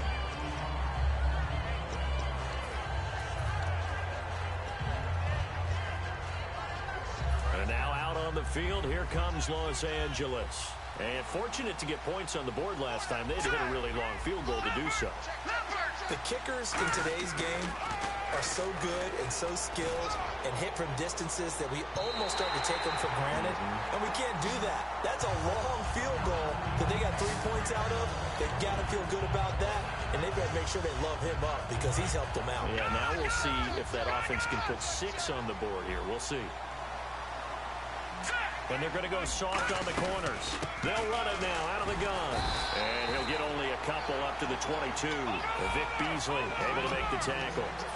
And for the Falcons, 5 men in the secondary, now on 3rd. Now they'll throw here out of the gun. And he finds Cook. And he's going to have the first down yardage to the 35. And they're going to speed things up here. They'll run it now out of the gun. And he He's across the 40, 3 extra yards to the 43. A solid run on first down. Gain of 7 leaves him with a 2nd and 3. They'll run it now out of the gun. And he'll get it out a couple yards shy of midfield. Back now in Atlanta. It's the Rams trailing, but they do have the football as we start the 4th and final quarter. They'll look to throw here on first down. Throwing for his running back, and he's got him complete. And he gets this inside the 35-yard line. Good route, good pickup for first down yardage, and that is a tough one to cover. The angle route, because a running back getting out of the backfield, if you're trying to cover that, especially if you're in the linebacker spot and you're seeing this play develop, he heads out towards the flat first, and that often gets you to overcommit running in that direction. Then he cuts back up inside. And hit behind the line. He lost the football. It's loose. And fortunately for him, he's able to get it back, but it will be a loss on the play. All I can say about this play is that someone's living right. I mean, he's trying to gain yardage, trying to get upfield. Ball comes free. What's that panic that we've talked about oftentimes that you feel when you lose the ball? You can sense it. Oh, you can sense it, and somehow he got to it and was able to recover for his squad.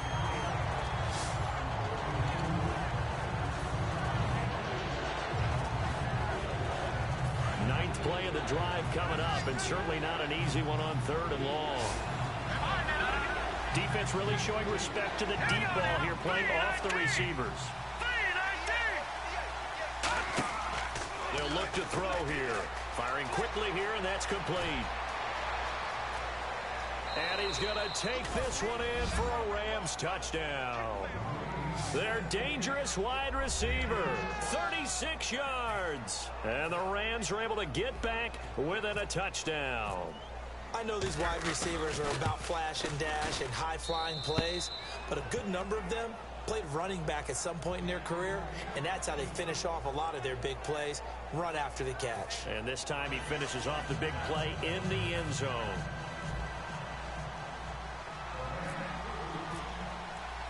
Out is the kickoff unit as they run up and send this one away. This is taken about 7 yards deep. And he'll take it up past the 25 to the 26-yard line. The Rams defense heading back onto the field. And 3 points surrendered on the last drive against them. They bent a little bit, but they didn't break. I like that, and that's not always wrong. We run into a lot of coordinators that talk about, well, if I give up 3 points, my whole day's ruined. Actually, it's not. Just giving up field goals usually gives your team a chance to win if you're playing good defense. Yeah, especially in the National Football League. Now a play fake here on first down. And his pass incomplete. Patrick DeMarco, the fullback, the one he was looking for. That'll bring up 2nd down.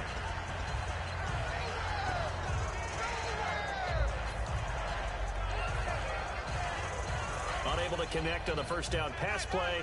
Now it's 2nd down. Here comes the D swarming to the line. Let's go. And they'll go ground game here with a tailback. And now the rookie's free. The 20. Touchdown, Falcons. A great play there. His 2nd touchdown of the night. And the Falcons will extend their lead. Not only touchdown number 2 for him, but a big run to boot. However, still trailing. Still trailing, but not because of his efforts. Boy, he's playing really well, and I love his long speed there, right? Able to get out there and burst all the way to the end zone, and smart enough to keep the ball in his hands and get into the end zone for the touchdown. In 2016, on all levels of football, we're seeing guys drop it before the goal line. What's the rule, Brandon? Run into the goal post. That's right. Before you drop the ball. There you go. Now here's the Falcons defense getting set to go again. Last drive, touchdown surrendered. Here, see if they can stop them. It's always a constant battle of letting the last series go, good or bad, but especially bad. Give up a touchdown. Okay, forget the finger pointing, forget the blame. Go back out and play the defense you know you're capable of and help your team out. And probably look to the leaders, as always. As always. They're going to be the ones going to grab some people and say, all right, let's do this thing. So incomplete on first. Let's see what 2nd down has in store.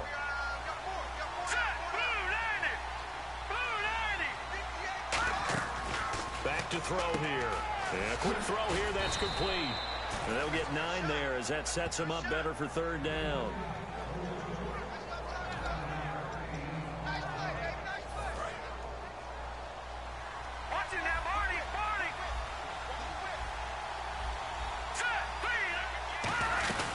They'll run it now out of the gun. And he's going to get to the 31, enough for the first down. They only get 2 there, but on 3rd and 1, that's all they needed to keep the drive going. 3rd and 1, partner. No need to be fancy there. Just use some force and move forward and pick up the first down.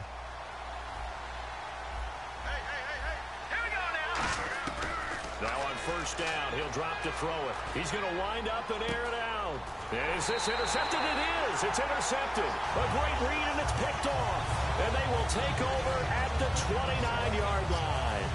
Facing this 4th quarter deficit, felt like they had to throw the ball, and on the other side, they were ready. No doubt about it. They're playing situational football. They look at the clock. They know the lead that they have, and all they're doing is playing pass on every down. Playing the pass, picking it off, and now big time in the driver's seat. So out come the Falcons now. And they'll just simply be looking to build off the confidence of the last time out where they scored a touchdown. And confidence is powerful, isn't it? When you've scored once, you feel like you can go back out there and get it done again. Doesn't matter what the defense throws at them. They feel like they're in a groove right now, and they want to get out there and show it. Yeah, hoping to stay in that groove here this go-around. I like his thought process and his ability to move and get downfield. But what I didn't like was the final decision, to go out of bounds. They want to keep the clock moving. Instead, they give the defense an extra timeout. And they'll go with a ground attack here. And he will lose yardage back to the 34-yard line. He lost 2 there, and it's 3rd down. Yeah, let me pump out my chest a little bit, even though I'm not rooting for either team. That was a really nice defensive play. It's awfully fun to watch, even in an offensive game.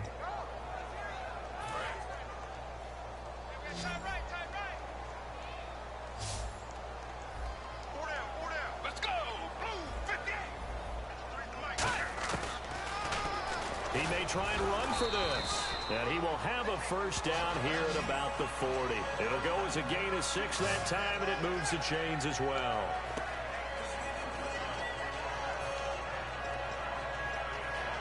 So the run gets them the first, and now they operate with a fresh set of downs. They go play action here on first down. He completes it right side to White. Touchdown, Falcons.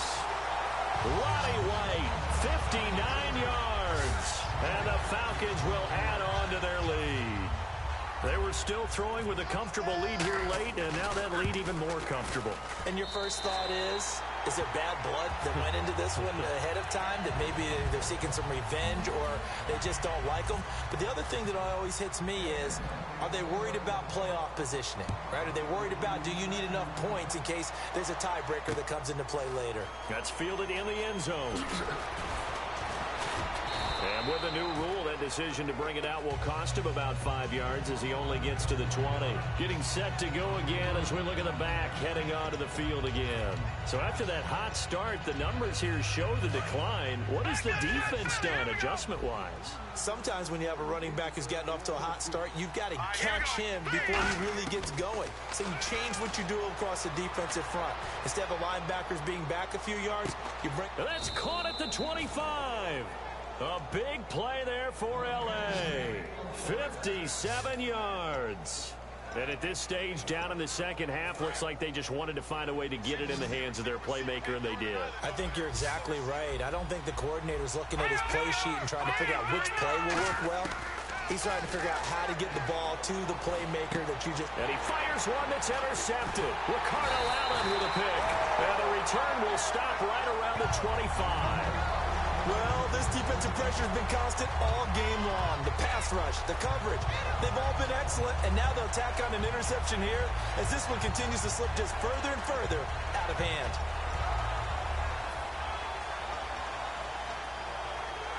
Atlanta now coming out on the field. And they will simply, Charles, be looking to duplicate what they did last drive when they were able to push it in for 6.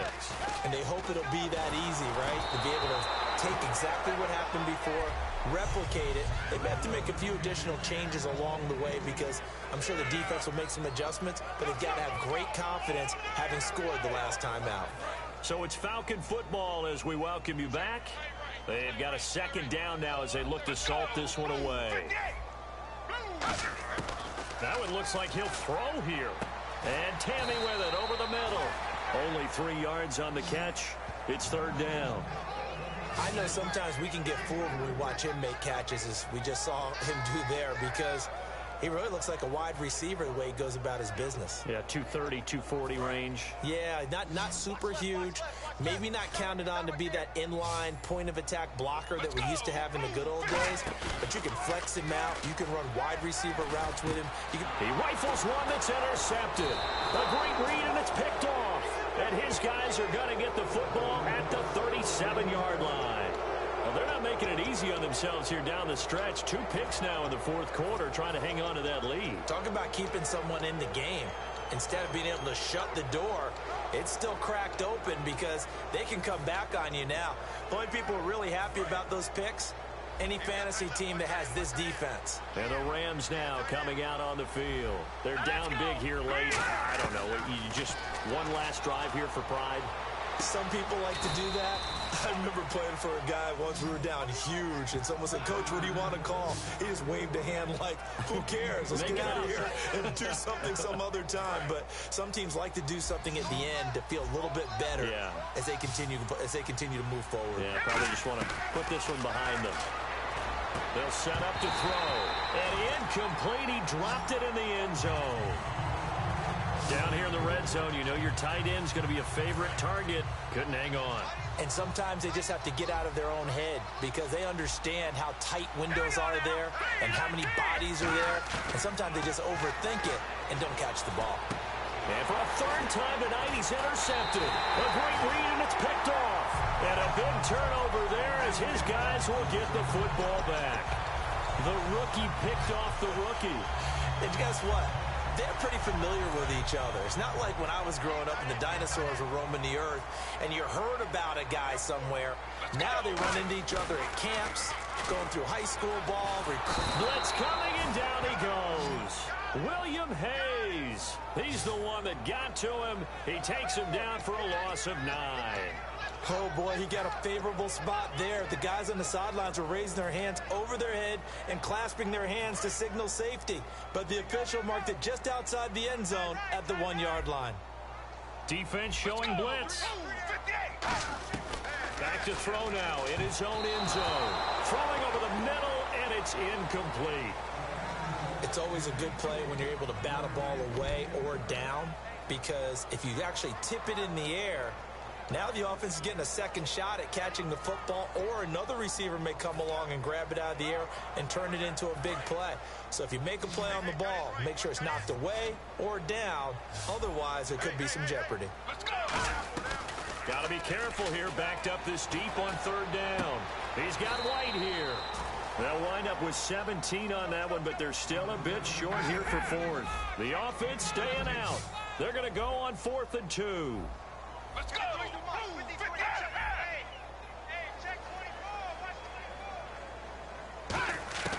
From the shotgun, he'll look to throw. And that's caught by Tammy.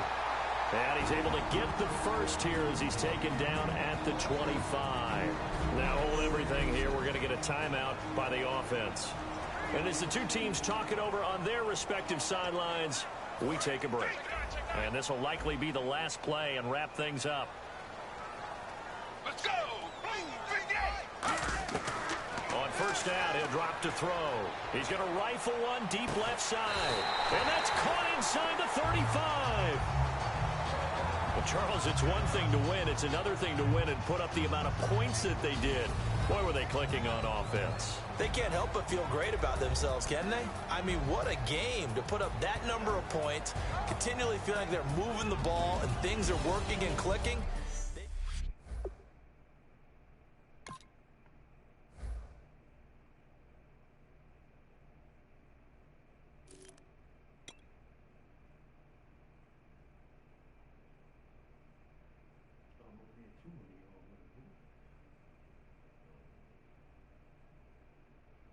Boy, That shit was 70 some yards. Hey man, His ass was doing shit. I see 96 and 98. Not to 6 mention, yards a carry. not to mention, 228 yards. Mm. It ain't 228 though. Mm. I mean together, yeah, more. Yeah. 228 though. The trio. Trio.